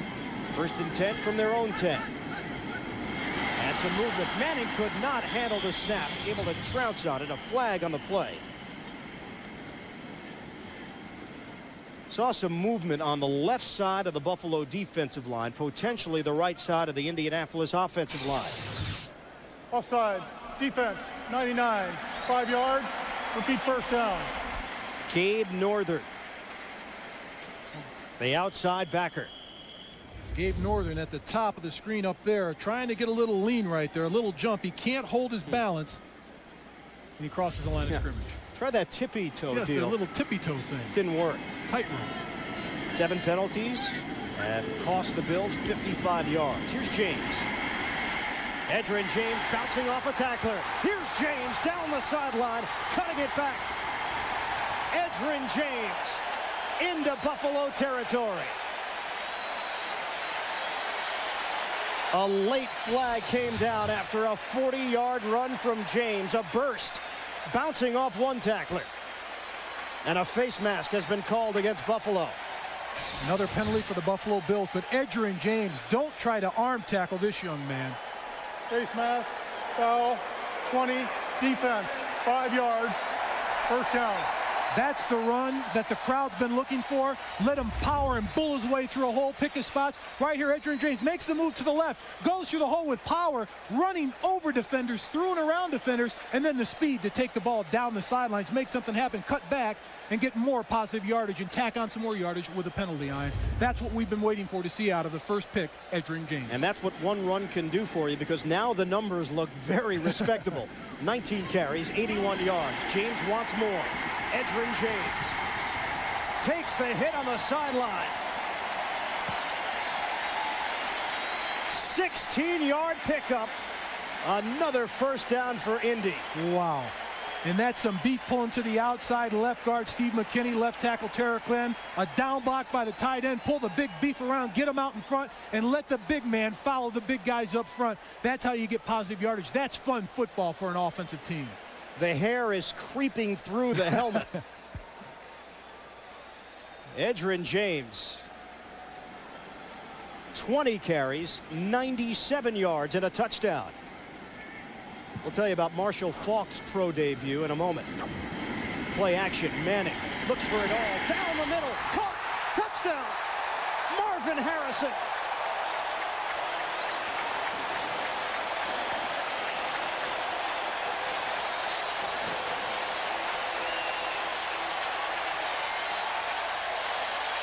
You want to talk about bang, bang. Buffalo defense didn't know what hit them. And that's execution offensively. Offensive coordinator Tom Moore. Run the ball right, run the ball left, fake the ball right, play action, get those safeties to bite right there. 20, you see him biting up on the fake, and Marvin Harrison hits the seam on the post pattern, splitting the defenders. Touchdown, a perfect throw by quarterback Peyton Manning, but it was the execution of the offense, running the ball, making the defense respect the run. Second time that Manning and Harrison have hooked up for touchdowns. Indianapolis with a 21-6 lead. A bit of a surprise in the opener. There haven't been many celebrations as far as football is concerned here in Indianapolis in recent years.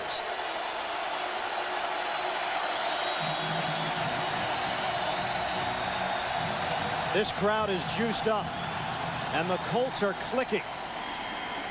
Kevin Williams receives from the 10. Williams could not get to the outside untouched, and a flag comes down, a late hit. 16-yard return. Billy Austin.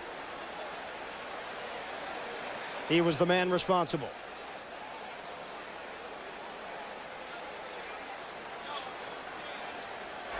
Unnecessary roughness, late hit. 47 of the kicking team, 15 yards, first down. He's in his first year out of New Mexico, and he's going to learn his lesson very quickly from Jim Mora. Break of the action with the Colts in front, 21-6. We're coming back after these words. The NFL on CBS is sponsored by Microsoft. Where do you want to go today? And by Fidelity Investments. We help you invest responsibly.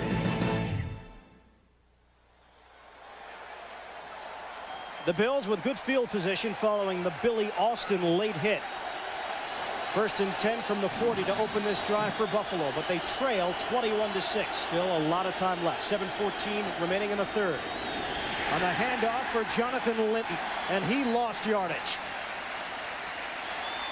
Mark Thomas. He was there to greet him, and Linton is slow to get up. Keep in mind, Thurman Thomas was lost on the first play from scrimmage, injured ribs. X-rays came back negative, but we have not seen Thomas again here this afternoon. And they only carried 4 active running backs on the roster, so Jonathan Linton has to find a way to stay in that huddle for Wade Phillips and the Buffalo Bills. 2nd and 11.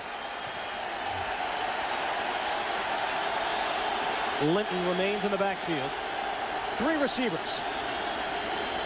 Here come the Colts. Flutie steps up and fires to the sideline, and it's brought in by Reed. A first down catch for Andre Reed, 15 yards into Colts territory. One thing about Andre Reed, he may have lost a step going deep, but he still runs some of the best routes in the NFL. He's one of the best at the wide receiver position of that stop and turn, and he knows the timing when that ball's going to be there. But Doug Flutie taking another shot from Ellis Johnson, just throwing him around like a rag doll. Ellis Johnson remembers what the AFC Championship was like here in Indy. He was a rookie that year. He is bridging the gap from that team to this team. On a 1st and 10, Flutie had a man on the slant. Peerless Price brought down at the 20. Well-designed pass play, earning the Bills 27 yards through the air.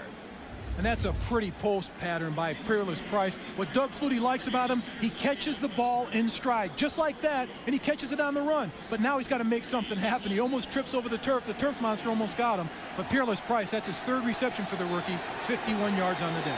Bills moving the ball down the field quickly. On a 1st and 10 from the Indy 19, 5-receiver look for Buffalo. Flutie is going to keep it himself. And Doug Flutie is smothered just inside the 15-yard line. A pickup of 5 on 1st down. Larry Chester among those to greet him, along with Tito Wooten. 3 carries now for Flutie, 18 yards. And I don't mind Doug Flutie rolling out, rolling left, or right or left, running the ball. But to take a quarterback draw when you're 5'9", 180 pounds against 300-pounders, that doesn't add up to me. That's risky business. 2nd and 5 for Flutie and the Bills. 16 of 29 throwing the football, 200 yards. Does have the 1 interception. Once again, a spread formation. Flutie, quick throw, Eric Moulds. 2nd effort gets him to the 5-yard line. And another set of downs for Buffalo. Did you see Doug Flutie? That's a jump pass. You don't see that. You see that in basketball. You don't see that in football. He's got to jump to get that ball over the defense and offensive lineman. But a heck of a completion for Doug Flutie. He improvises more than any quarterback in the NFL. Take a look at right here. He's got to step back, boom, jump, throw over the line of scrimmage. Completion, 1st down Buffalo Bills. 8 catches, 97 yards for Moulds. The 8 reception ties a career high. Keep in mind, Flutie and Moulds play a lot of basketball. He'll throw that alley-oop pass to him. 1st and goal. Antoine Smith trying to bruise his way to the end zone. He comes up just a little bit short. Chad Cota, he was the last line of defense. The strong safety saved the touchdown. And this is the Antoine Smith that you'd like to see for the Buffalo Bills. He's played 4 games, over 400 yards rushing, 3 100-yard games, and 7 TDs. But we just hadn't seen that from the Buffalo Bills offense. Now they're behind. They have to throw, but you'd expect them to pound the ball with Antoine Smith. You're right. He's had big numbers over the last 2 years against Indy. 3 tight ends. Riemersma in motion. On 2nd and goal. Play action. Flutie. Little flick to the end zone. Touchdown. Jay Riemersma. A flag down. It's against Buffalo. That Sam Gash got a little bit of an early start at the fullback position, and that ball's going to be brought back. No touchdown for the Buffalo Bills. You'd expect that from a young player, but a seasoned veteran like Sam Gash, you've got to hold it. Illegal motion. 33 offense. 5 yards. Repeat 2nd down. Went to his first Pro Bowl last year, Gash. Here's the all-pro fullback, Sam Gash, leaving just a little bit early before the ball snap. But Doug Flutie moved a little bit early also. It will still be 2nd and goal, but they'll back it up to the 6. So instead of cutting into this Indianapolis lead, the Bills have to go out there and earn it once again. Gash and Smith in the backfield. Andre Reed in motion. Play action. Flutie looking. He's got time. Flutie on a scramble.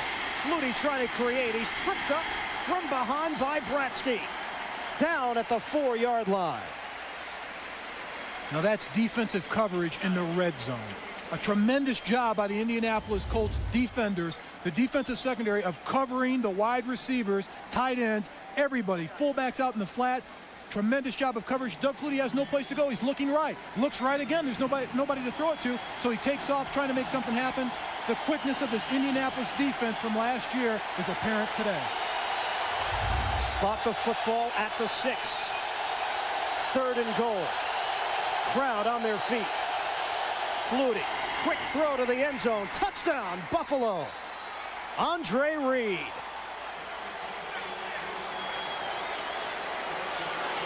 That quiets the fans down in a hurry, but that's undefensible. How do you stop this play? Get the snap. Boom, boom, boom. Plant, throw the ball, 3-step, slant pattern. That's difficult to defend. Perfect execution by quarterback Doug Flutie and wide receiver Andre Reed. His 16th career touchdown against the Colts. And Buffalo will go for 2, trailing 21-12. Trying to make it a 21-14 score. 3 receivers. Flutie changing the play. Crowd getting louder. Play clock down to 2. On a give. Jonathan Linton gets into the end zone and they convert. So the Buffalo Bills right back into this one. 21-14 now. Indianapolis with the lead. Bills on the comeback trail. 21-14. Colts leading the Buffalo Bills. But Buffalo with an 8-play, 60-yard drive. Doug Flutie finding Andre Reed for a 6-yard touchdown, and they're right back in this game. Christie on the kickoff. Keith Elias couldn't handle it. He'll now take a knee. And the Colts will have it 1st and 10 from their own 20. Outstanding job of quarterbacking by Doug Flutie. He sees there's nobody in the middle except one linebacker. Man-on-man blocking, little double-team action here between the center, right guard, and right tackle. Nobody in the middle. It's audible off. Give it to the running back, a one-back scheme. All he's got to do is run over one. Right there in the end zone for a touchdown. Good push by the offensive line, but a smart audible call by quarterback Doug Flutie. And Ruben's a little happy. He's had a tough day trying to handle the defensive tackle, Ellis Johnson, but on that play, he won that battle. That was on the 2-point conversion to get Buffalo within a 7-point score. 21-14. Edgerrin James coming to life here, and James was dragged down from behind by Gabe Northern. We have seen a couple of impressive runs from James in the second half. Next Saturday, CBS Sports kicks off Home Depot college football with a day-night doubleheader. First, Penn State against Miami, and then in the nightcap, the defending champion Tennessee Volunteers meet the Florida Gators, or it's Michigan taking on Syracuse. Check it out on CBS next Saturday. Edgerrin James has gone over 100 yards in his NFL debut. 21 carries, 101 yards on the ground. Little dump off for James on the flat. James trying to muscle his way for extra yardage. Gets across the 25-yard line. And again, some tempers flare following the play. Sam Cowart was involved for Buffalo. That's just the offensive lineman protecting their rookie running back, Adam Meadow and company out there. Nice little swing pass, getting it out to the flat to James. Marshall Faulk in his pro debut for the Colts, 143 yards on the ground, 3 touchdowns. Sam Cowart told us yesterday he didn't want to see James go over 100 yards on the ground. That would be a slap in the face. And it's funny the way he said it on. He said, we're not going to let that kid. Yeah. He's in his second year. He did use that word. Yeah, Cowart's 24 years old himself. On a 3rd and 4, Manning on the dump off for Harrison. He's got the first down and then some. Harrison lowering the shoulder as he got across the 35-yard line. Well, Edgerrin James goes over 100 yards, as we talked about. We also mentioned Marshall Faulk, who went over 100 in his first NFL game. Randy McMillan for the Colts, 146 yards back in 1981. And Curtis Dickey, not exactly one he wants to remember. 4 carries, 2 yards back in 1980. Randy McMillan was a Brahma Bull. He played at the University of Pittsburgh with me. And what a tremendous running back. He's the typical one-back, 240-pound bruiser out of the backfield, would run over any linebacker one-on-one kneel. 1st and 10 from the 37-yard line. Manning on the rollout, throwing, deep ball. Catch made by Harrison over the shoulder.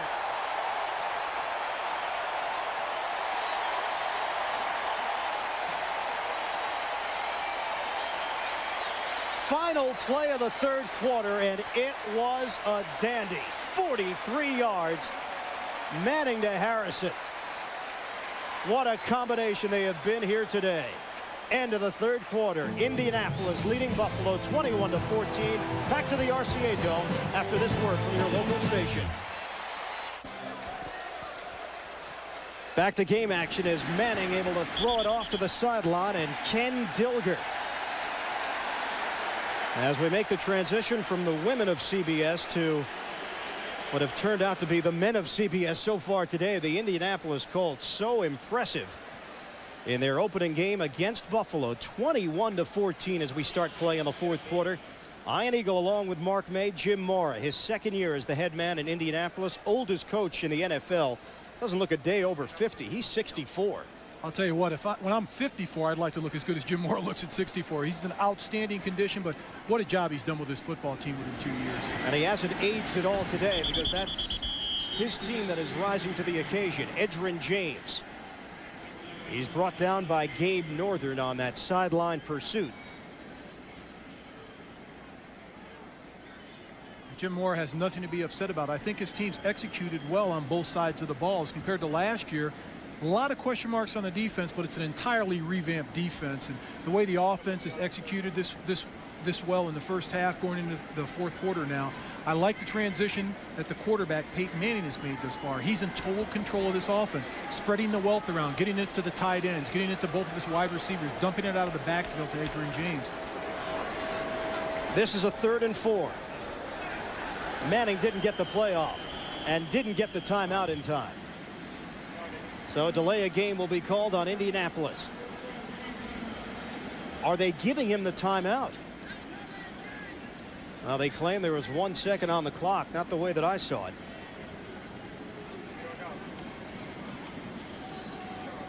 Ron Blum will clear it up for us, whether or not Manning was able to call the timeout.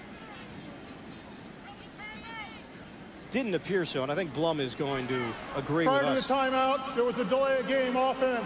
5 yards. There is no charge timeout. And back out on the field. And that's a nice call, Hein. You're absolutely right.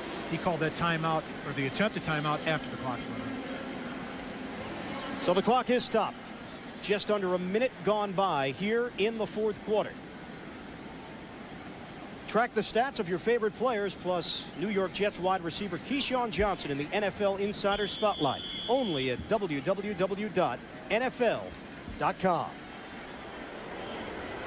This will be a 3rd and 9. Indianapolis already has the 7-point edge. Looking for more. Dilger in motion. Manning out of the shotgun. And the play never gets off. Back-to-back flags here in the early stages of the fourth quarter. Ball start, 73 offense. 5 yards, repeat 3rd down. Adam Meadows, the starting right tackle, had 14 starts last year. Then a shoulder injury cost him the final 2 games of the season. And this team needs to have poise. Adam Meadows, you're going to see him right in there, the right tackle. Moves a little bit early for the Indianapolis Colts offense, but you've got to become finishers. We talked about this in the first half. This team had the lead going into the second half in at least 7 games last year, but they weren't able to finish the opponent off, and that's the sign of a true playoff team, to finish them off in the fourth quarter when you have lead. Back it up another 5 yards. 3rd and 14. Manning throwing. Catch made by Jerome Pathan, but well short of the first down. He was able to hold it with a lot of mustard on it. 6-yard pickup. And the Colts bring out the field goal unit. That was a nice grab by Jerome Pathan, all the way back behind him, putting both hands on the ball. That's a nice snatch in by Jerome Pathan, wide receiver. But Peyton Manning was upset. That's what I like about Peyton, taking control of this offense. He's not afraid to get into players' faces, and it's only his 2nd year in the league. A 36-yard attempt for Mike Vanderjagt. Trying to make this a 2-possession game. Vanderjagt's field goal is good. Colts 24, Bills 14. 12:38 left here in the fourth quarter from the RCA Dome. Our coverage will continue after these words on CBS. The last time the Indianapolis Colts won a season opener, have to go back to 1996. They defeated Arizona 20-13. They lost to Miami in the season opener of the last 2 years. Colts in front, 24-14, kicking off. Kevin Williams. Williams across the 30 with a burst of speed. He crosses the 35. Special teams tackle made by Scott Green after the 29-yard return. Colts in front by 10 early in the fourth. The NFL on CBS is sponsored by IBM. Are you ready for e-business? And by DirecTV. What are you looking at?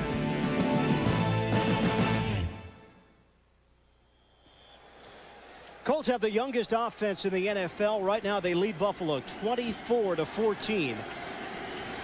The Bills 10-6 last year. They lost to Miami in the wild card game 24-17. This is not what they expected opening day 1999.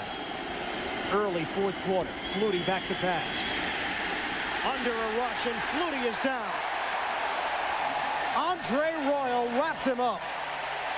And the former Bill, Cornelius Bennett, applied the pressure, forcing Flutie to scramble. Excellent rush by Cornelius Bennett. Getting over James Remersma on the outside. Keep pushing on the outside shoulder, the soft shoulder. Get to the quarterback, put pressure on him, gets a hand on him, but he gets finished off by Andre Royal. Nice rush by Cornelius Bennett. We talked to Jay Remersma yesterday. He said that Cornelius Bennett, even though he's an older guy, does a tremendous job with his hands and getting leverage on tight ends and pushing him upfield. Second Colts sack of the day. That was a 13-yard loss. Play clock is moving. Flutie gets it off in time. Throwing the deep ball, Doug Flutie looking for Moles and overshoots him. Third and long coming up.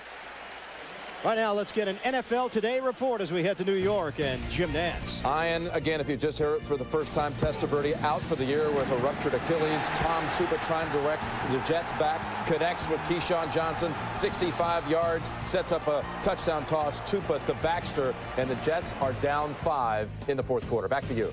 And Jim, that changes the balance of power here in the AFC East and certainly affects these two teams playing at the RCA Dome, Indianapolis and Buffalo. Bills facing a 3rd and 23, down by 10. Flutie.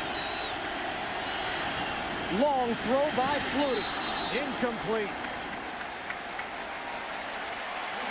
Colts were in the dime package. Andre Reed was the intended receiver down the sideline, and the Bills are forced to punt. Perfect position by Tony Blevins, the cornerback, number 26. Had the angle on Andre Reed, had perfect position and leverage on him. Nice play on the ball by Tony Blevins in the dime package. Chris Moore, his 5th punt of the day. Jerome Pathan waiting, standing at his own 30-yard line. Colts don't rush, they'll back off, and Pathan, fair catch signal, short punt. Pathan catches cleanly at the 41. Colts will have good field position after the 34-yard punt from Moore. They lead this one 24-14. 24-14, the Colts leading the Buffalo Bills. 24 points by this Indianapolis offense. This is a team that averaged 19 points per game last year. They can get some more with Dilger and Pollard in the 2 tight end set for Manning. Underthrows the intended receiver, Marvin Harrison, on the sideline. It'll be 2nd down and 10 for the Colts. Thurman Thomas in street clothes. He logged 1 play here today. It was the first play from scrimmage for Buffalo. And this is what it looked like as he took a shot from Tyrone Poole. And that's the most difficult shot to take as a player, hit to take as a player, because you don't know. If you know somebody's coming, you can protect yourself and defend yourself. When you don't see it coming, there's nothing you can do about it. And Thurman Thomas did not see that coming. X-rays on his ribs came back negative. On a run by Edgerrin James off of play action, the Bills may have been fooled a bit. Sam Coward making the tackle after a gain of 4, 3rd and 6. Give you the esoteric stat of the week.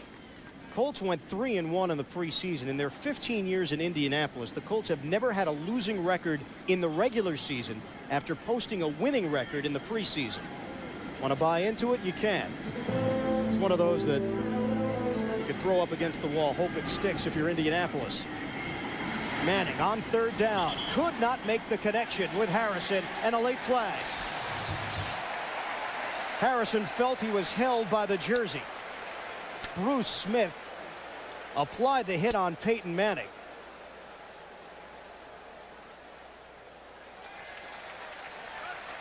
It is against Buffalo. So a 3rd down conversion that the Bills could have held on will now turn into a new set of downs for Indy. Holding, 20 defense, penalties decline. Personal foul, 78 defense, hitting the quarterback below the knees, 15 yards, first down. And that's perennial Pro Bowler Bruce Smith, future Hall of Famer. And that's a tough penalty to call. He's coming off a spin move, being blocked by Tarek Glenn, and he's just going for the quarterback. He doesn't know where Peyton Manning is. That's a tough call for Bruce Smith. I'll agree with you. He spun off the line play and didn't even know where he was and happened to spin into the legs of Peyton Manning. I'm not going to jump for a defender's cause, but on that case, I'll give it to Bruce Smith. Well, it's a first down for the Colts at the Buffalo 40-yard line with 10:46 to play in the fourth. On a pitch, James fumbles the football. And a fight for it. It looked like Indianapolis had it for a moment. Then Thomas Smith came up with a loose ball. Sam Cowart knocked it loose. Buffalo recovers.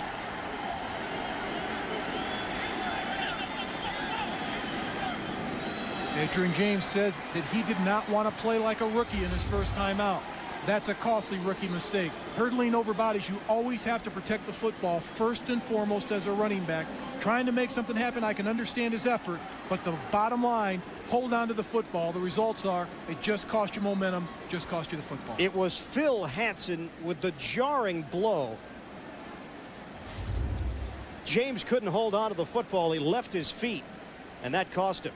He was looking for some extra yardage. And now Buffalo takes over. 10:29 showing on the clock. Colts were on the move. The Bills trailing by 10. The crowd trying to get involved with a three-receiver look from the 37. Colts showing blitz. May have left too early. Flag comes down. Flutie sideline throw caught by Price. Out of bounds. Right at midfield. That would be enough for a first down. Ball start, 70 offense, 5 yards, repeat first down. John Fina, who has been the starting left tackle for the Bills since opening day of the '93 season. He gets caught. The left side of the Buffalo offensive line is giving them problems today. They've had 3 penalties called between Reuben Brown and John Fina. They have the experience on that offensive line. The right side isn't as experienced. You'd expect the left side to really take the bull by the horns and lead this team, but it's the defensive rush, Chad Bratzky, Ellis Johnson, that's giving the offensive line of the Buffalo Bills left side problems and headaches today. 11 penalties, 85 yards for Buffalo. On a 1st and 15 now from the 32. Here's Flutie. Dump off over the middle, extra yardage for Jonathan Linton, who was falling down as he crossed midfield. That's his own fault. A 20-yard pickup, could have been 25 or 30 if Linton stayed on his feet. And the clock continues to roll as we approach 10 minutes left in the fourth. Outstanding job of concentration by Linton of taking that ball in with the defender draped over his back, but the turf monster definitely got him on that play. He could have picked up extra yardage, nothing but green in front of him, but tripped up by the turf monster. 2 catches, 27 yards for Linton. 1st and 10 in Colts territory at the 48. Flutie to throw. Fires one to the sideline. Knocked away. Incomplete. Good coverage by Tyrone Poole. Eric Moulds was the intended receiver, and a flag down against the Colts. Personal foul against the Colts. Personal foul, unnecessary roughness, roughing the quarterback, number 92 defense, 15 yards, first down. Chad Bratzky in his first game in a Colts uniform. We're going to watch Chad Bratzky right here on our screen to the right, going after quarterback Doug Flutie. The ball's thrown. At the end of the play, he just knocks Doug Flutie to the ground. That's uncalled for. That was way late. He deserves that penalty. Coming off the edge, going around, the ball's thrown. There's Doug Flutie. No reason for that. On an incomplete pass, Buffalo actually moves forward to the 33-yard line of Indianapolis. 7th penalty called on Indy. 1st and 10. Flutie in the pocket. Flutie tripped up in the backfield. Chad Bratzky making up for the last play with a quarterback sack. And he got it back. Just dogged pursuit by Chad Bradsky on the penalty. Just put his paw on Doug Flutie. He went down on a normal-sized quarterback. He would have never gone down on this play. He just keeps going after Doug Flutie, dives at the end, trips him up. One hand goes around and knocks him off at the ankles with one hand of Chad Bradsky, bringing the quarterback Doug Flutie down on the sack. 7-yard loss. Third Colts sack. On a 2nd and 17. All sorts of weapons for Flutie.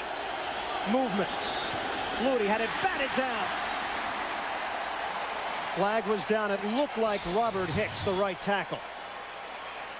It was Ian. He just kicked out of his pass protection stance. One kick too early. False start, 77 offense. 5 yards, repeat 2nd down. It is Hicks, who looked good in spot duty last year. He's still learning technique. Only in his 2nd year out of Mississippi State, a former 3rd-round pick. And Flutie has been under some heavy pressure from this Indianapolis defense. This is a completely different defense than Flutie saw last year. Actually, he did see it, but he saw it in Carolina. And he picked them apart in Carolina. That was the problem. They thought they could pick this defense apart, but this is a different Colt defense from top to bottom. That's where coordinator Vic Fangio was last year, formerly with the Saints under Jim Mora. A sideline throw caught by Moulds, but he couldn't do anything with it after making the catch. Brought it in at the 40, and a 5-yard pickup. Chad Cota with the stick. He is a former Carolina Panther. It'll be 3rd and 17. Part of Bill Polian's posse, the ex-general manager of the Carolina Panthers. He decided to bring in a lot of the players that he brought to the Carolina Panthers that he could acquire in free agency here to the Indianapolis Colts. And that was a good Panther team that went to the NFC Championship game. Let's call it 3rd and 16. Big play for the Bills. Flutie airing it out, looking for the end zone. Over the head of Andre Reed. Incomplete. Jason Belzer had the coverage. Jason Belzer was beat on that play, Ian. If Doug Flutie puts that ball where it should be, that's a touchdown, Buffalo Bills. Andre Reed did a nice job of getting by Jason Belzer right here. Not 1, but 3 steps in front of Jason Belzer. If he takes a little bit off that pass, it's touchdown, Buffalo Bills. Polian. He and Jim Mora have put together a young and exciting team, and it's paying off major dividends here in the opening week. Colts lead at 24-14. 6th punt for Mora, trying to angle it. Takes a bounce into the end zone. And the Colts will have it with just a shade under 8 minutes to play, owning a 24-14 lead. We're in the 4th at Indy. The NFL on CBS is sponsored by Radio Shack. You've got questions, we've got answers. And by Ameritrade, the way to trade, period. Not a bad time for that young man to become a Colt fan. It's a new era here in Indianapolis with Peyton Manning and Edgerrin James. Part of this young offense. James crossing the 25-yard line. Larry Moore provided the block, the center, but a flag on the play.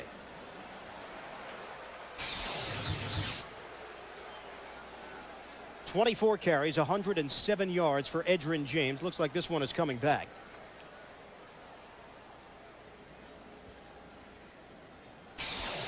Holding, 78 offense, 10 yards, repeat 1st down.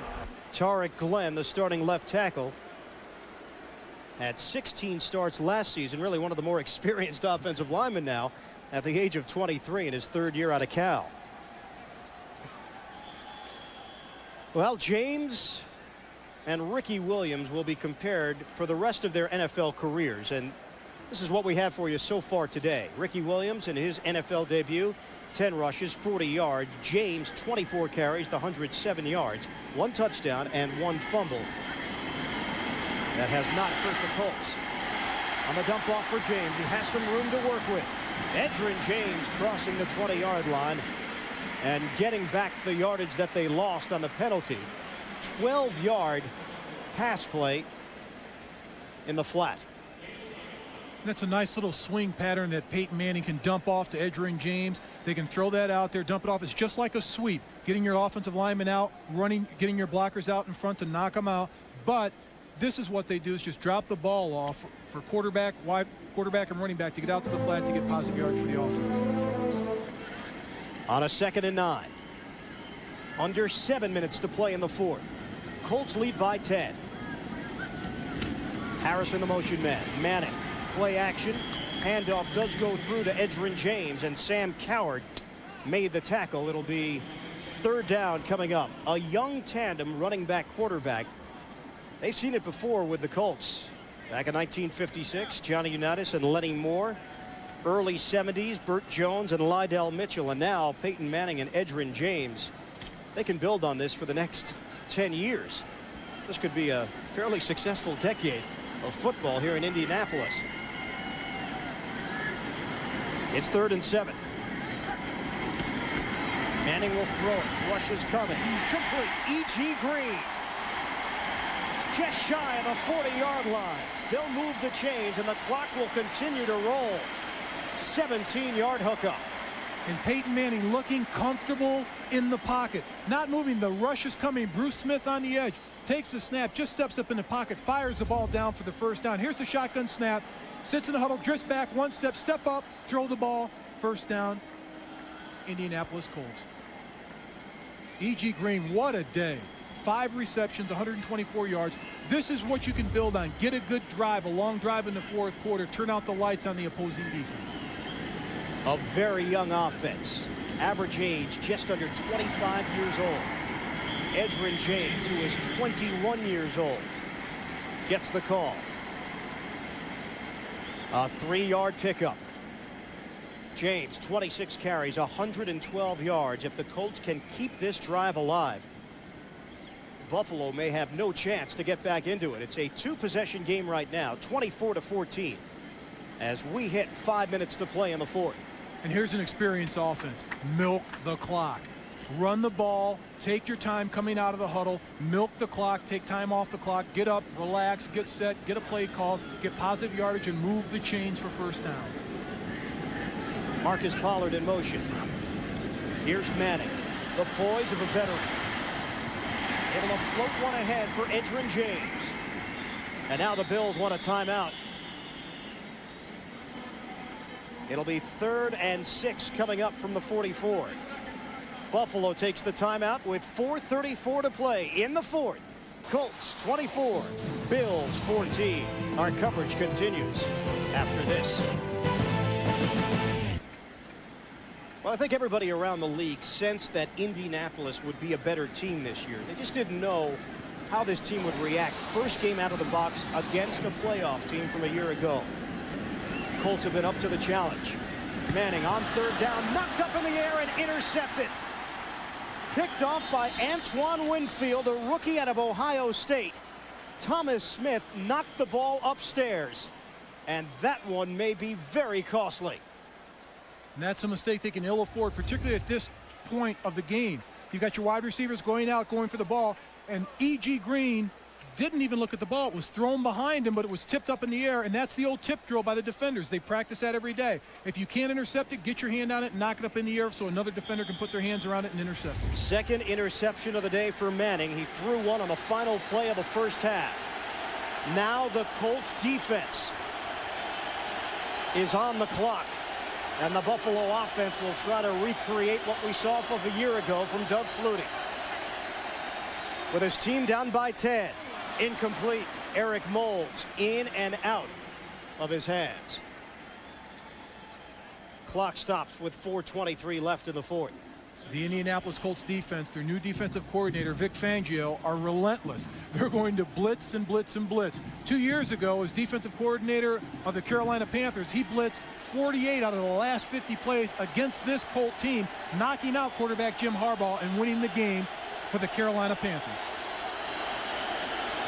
Shotgun formation, 2nd and 10 from the 48. Flutie throwing the deep ball, and Moulds was juggling it. Incomplete. They had the right idea, just couldn't execute it.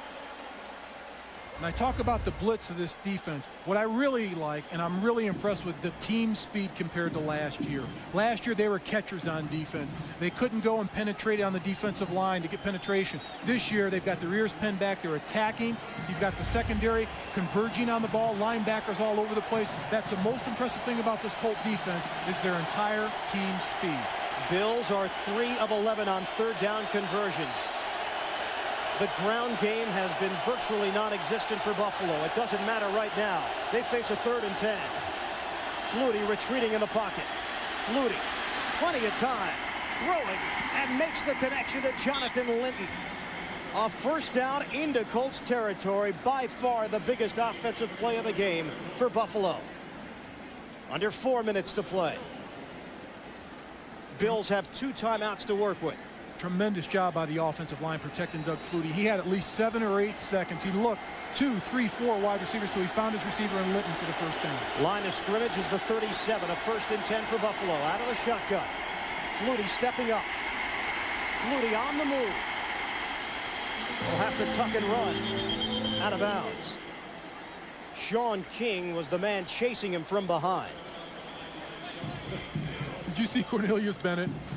He must have ran 50, 60 yards on that play. Came up the field on the blitz, missed Doug Flutie, went all the way around him, came back underneath, chased him down, took an angle downfield to go tackle Doug Flutie. Yep. And look at his tongue is hanging out. He should be tired. He should be tired. He just ran 50, 60, 70 yards on one play.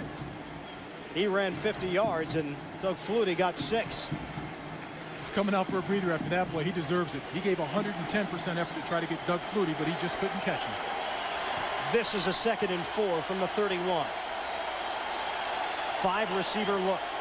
Flutie can't get the play off in time, and they're forced to use a timeout. Just 1 timeout remaining for Buffalo.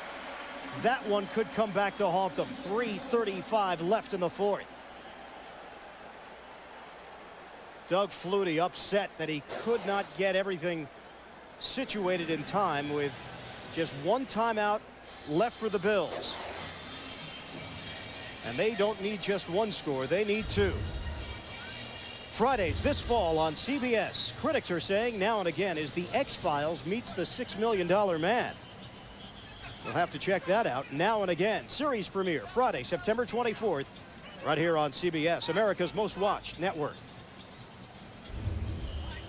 And this is such a critical drive for the Buffalo Bills. They've got to find a way to get points out of this drive, preferably a touchdown to keep them into this football game. But if the Indianapolis Colts can find a way of stopping them, that's the game for the Colts. They're going to come out and play smash mouth football. But here it is for Doug Flutie in this offense. They need a score in this drive. 5 receivers. On 2nd and 4. Picked off. Intercepted. Tony Blevins cutting it back. Blevins looking to go the distance. And he will. Touchdown, Indianapolis.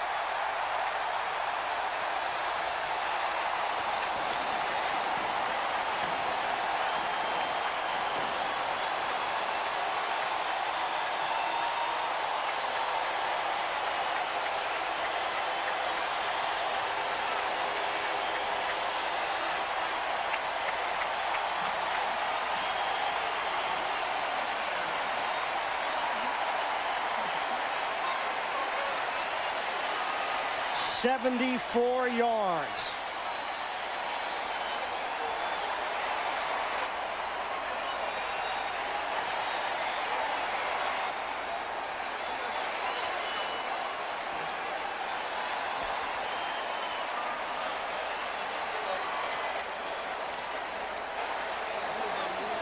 Tony Blevins, 74-yard interception return for a score. But what a great job of reading quarterback Doug Flutie on the play, breaking on the ball, coming up with the interception.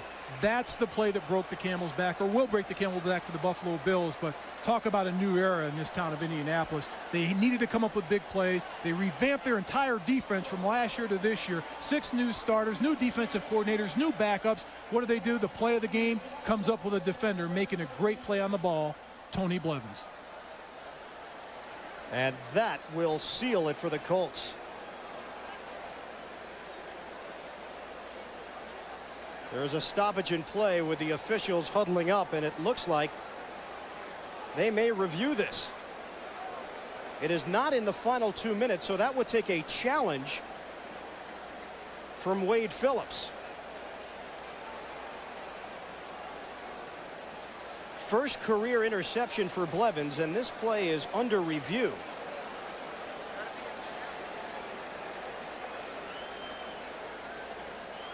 Ron Blum chatting with the officials upstairs. What is there to review? Nothing. Clean interception right there, clean.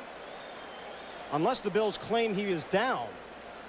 He can't be down. It wasn't even close. He was so far away from the wide receiver, I don't think he was down. I think that's a clean play. He's not down. The Bills feel that Jonathan Linton tackled Tony Blevins.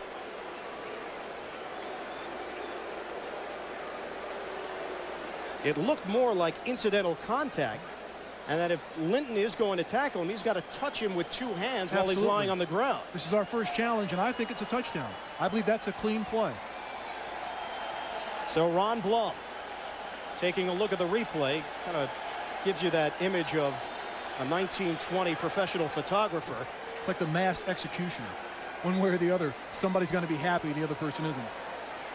But that was a great play, interception and run by Tony Blevins, and getting the ball into the end zone with his last step. Desperation stride to lay out. Instant replay rules, 2 challenges per team, will cost the team a timeout unless the call is reversed, and that could be costly as well. Buffalo only has 1 timeout remaining. Last 2 minutes of the half and overtime. All plays will be reviewed by the replay official upstairs. And all reviews a maximum of 90 seconds from the time the referee puts on the headphones. The headphones are off. Is there a question mark on the tackle being made or the touchdown? After reviewing the play, the ruling on the field stands. It's a touchdown. So in essence, Colts fans get a chance to celebrate twice. A twofer. 2 for the price of 1. And Indianapolis has a 30-14 lead, and they can tack on 1 more. Bills have no timeouts remaining. That has cost Buffalo their final timeout. Vanderjagt with the extra point.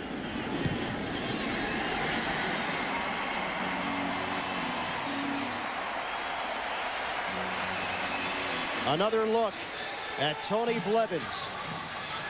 First career interception and touchdown. And Doug Flutie just trying to throw a simple out pattern.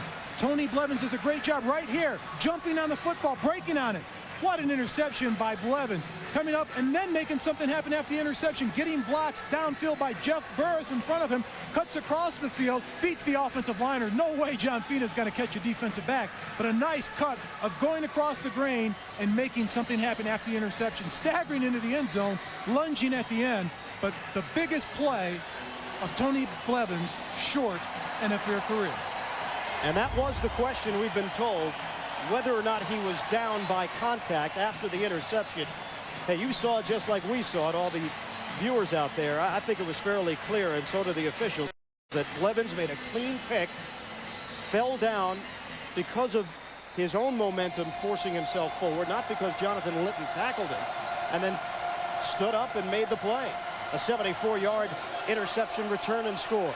And Indianapolis will win their first opening day game since 1996. They lead 31-14 with just over 3 minutes to play. A long stoppage here following the review. And Jim Mora will not allow himself to smile despite what his team has done here this afternoon. Jim Mora is the type of coach that he'll smile after the final whistle's gone off. When it's over, and he knows he's got a winner, the smile will come to his face. Coming up tonight on CBS, 60 Minutes and Goodfellas tonight on CBS. Kevin Williams on the return. And he's dragged down from behind as he crosses the 40-yard line by Bertrand Berry. 36-yard return. On 60 Minutes, a Russian KGB agent comes out of the shadows and reveals in detail how the Kremlin planned to wipe us all out. That's 60 Minutes. And then from director Martin Scorsese, starring Robert De Niro, Joe Pesci, and Ray Liotta. Nominated for 6 Academy Awards. It's Goodfellas. And that's tonight on CBS. One of my favorite all-time movies, Goodfellas. I've probably seen that movie at least 200 times. And I'll watch it 201 tonight. 200? I love that movie. De Niro, Pesci. Get a hobby. It's 1st and 10. Buffalo in a hole that they will be unable to climb out of. Flutie. No timeouts, the Bills. And the clock will continue to roll. Chad Bratsky bringing them down. Don't forget, following football here on CBS. It is the U.S. Open men's final. An All-American final at that. Number 2, Andre Agassi against number 7, Todd Martin. We'll have it for you from the National Tennis Center in Flushing, New York. The U.S. Open next on CBS. Clock ticking with 2:37 left. Flutie throwing the long ball, caught by Moles. It'll look good on the stats, but won't mean all that much when it's said and done. Inside the 15-yard line, Buffalo needs points, and they need them in a hurry. 44-yard pass play. That was a tremendous catch by wide receiver Eric Moles, going over behind him, snatching that ball in for the first down. Big reception by Eric Moles. When Doug Flutie's in trouble, when he needs to make something happen, he goes to number 80, Eric Moles. Big numbers for him. 10 catches, 147 yards, a new career high in receptions. Here's Flutie. Sidearm delivery incomplete as we hit the 2-minute warning. Andre Reed, the intended receiver, will come back with the finish here at the RCA Dome. The Colts have this one in hand. 31-14. They lead. Final minute 58 on the clock with the Colts in front, 31-14. Buffalo has it, a 1st and 10 at the Indy 14-yard line. Too little, too late. Make it a 2nd and 10 for Buffalo. Here's Flutie out of the shotgun. Flutie has the ball, jarred loose. Indianapolis recovers. Larry Chester. That is just the icing on the cake. And what was a stupendous defensive effort by this new lit Colt defense. It's ironic. Last year, the first game for the Buffalo Bills playing the Indianapolis Colts, Larry Chester was the defensive lineman that injured quarterback Brad Johnson. Here he comes up with a big fumble recovery at the end of the play, at the end of the game for the Indianapolis Colts. Bertrand Berry knocked the ball loose. A good pursuit by this defense the entire day, Ian. Dogged pursuit of the quarterback, pinning your ears back, making something happen defensively. Wade Phillips isn't happy about it, but this is a new defense for the Indianapolis Colts, and they're one to be reckoned with the entire NFL. Indianapolis won all of 3 games a year ago. Victories over San Diego, the Jets, Cincinnati. All 3 wins came here at the RCA Dome. They showed promise during the preseason, a 3-1 record.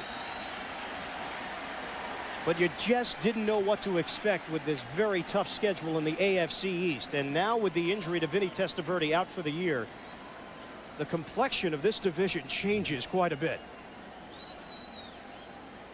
Don't forget, coming up next, the U.S. Open men's final. Andre Agassi and Todd Martin will have tennis action for you following the football here on CBS. Peyton Manning will take a knee. But going back over today, it's interesting the way that Bill Polian built this team. Went to the draft offensively, drafted offense last year, first pick Edgerrin James this year. On defense, free agents left and right. Bring them in. If it's a revolving door, we'll keep bringing them in until we find our people. And it looks like he's got the right people thus far this year. There's a smile. Finally a smile. It took almost the entire game till about the 51-second mark of the 4th quarter. But he deserves it. He did a heck of a job coaching this team and getting them prepared for their season opener. This will be the final play. After a disappointing 1998 campaign, the Indianapolis Colts have opened the '99 season with a bang. A surprising win over Buffalo, 31-14, the final here at the RCA Dome.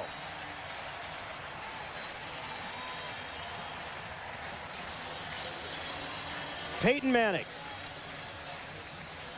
and a disappointed Thurman Thomas. Jim Mora saw his young quarterback show a lot of poise here today. Is he going to be one of the greats in the NFL? Manning certainly has a chance, and a lot of that has to do with the fact he's got a young receiver in Marvin Harrison that is on the same page with him. And not only that, he's got an excellent offensive line. Big, strong, physical, but they can pass protect, and they kept him clean today. And this guy right here, Edgerrin James, he's going to be a great one. I mean, not a good one. He will be a great one. He gets 1,000 yards plus this year. In 5 or 10 years from now, you're going to read about the great threesome. Aikman, Smith, Irvin. It's going to be right here. You're going to look at Edgerrin James, Marvin Harrison, and Peyton Manning will be in the journals with those guys down the road. 31-14 the final. Colts win it. Let's go to New York at Jim Nantz. All right, Ian and Mark, thank you. Also in the AFC East, looks like the Patriots might pull it out. 22 seconds to go. They're knocking right at the goal line. Let's join Greg and Phil.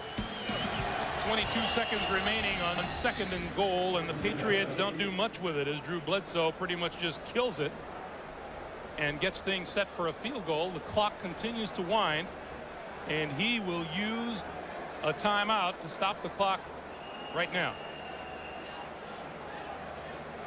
So the Patriots have set things up for Adam Vinatieri.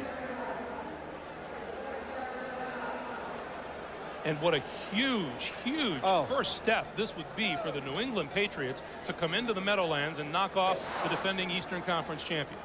Well, a lot of things happen. The defense comes through for the New England Patriots. They make the plays when they had to, but Drew Bledsoe and the receiving corps, when given the opportunities, have really taken advantage of them today. And hey, that we said many times, that's what this team is about.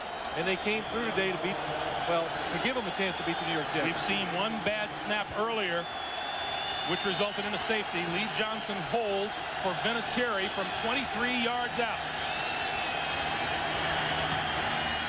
And it's good. The Patriots take the lead with 3 seconds to play at 30-28. And this should be a tremendous lift for the New England Patriots. Here you see Adam Vinatieri.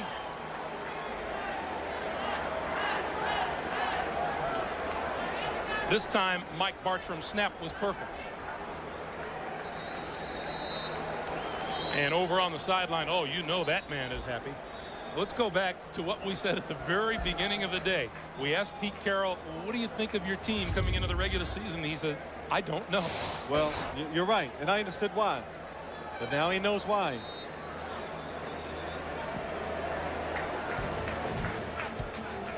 What an opening day it has been. Patriots with the Vinatieri field goal, only 3 seconds away from the win at the Jets. We'll get you caught up on all the scores when we continue from our NFL Today studios here at Studio 43 in New York in just a moment. We'll get you caught up next.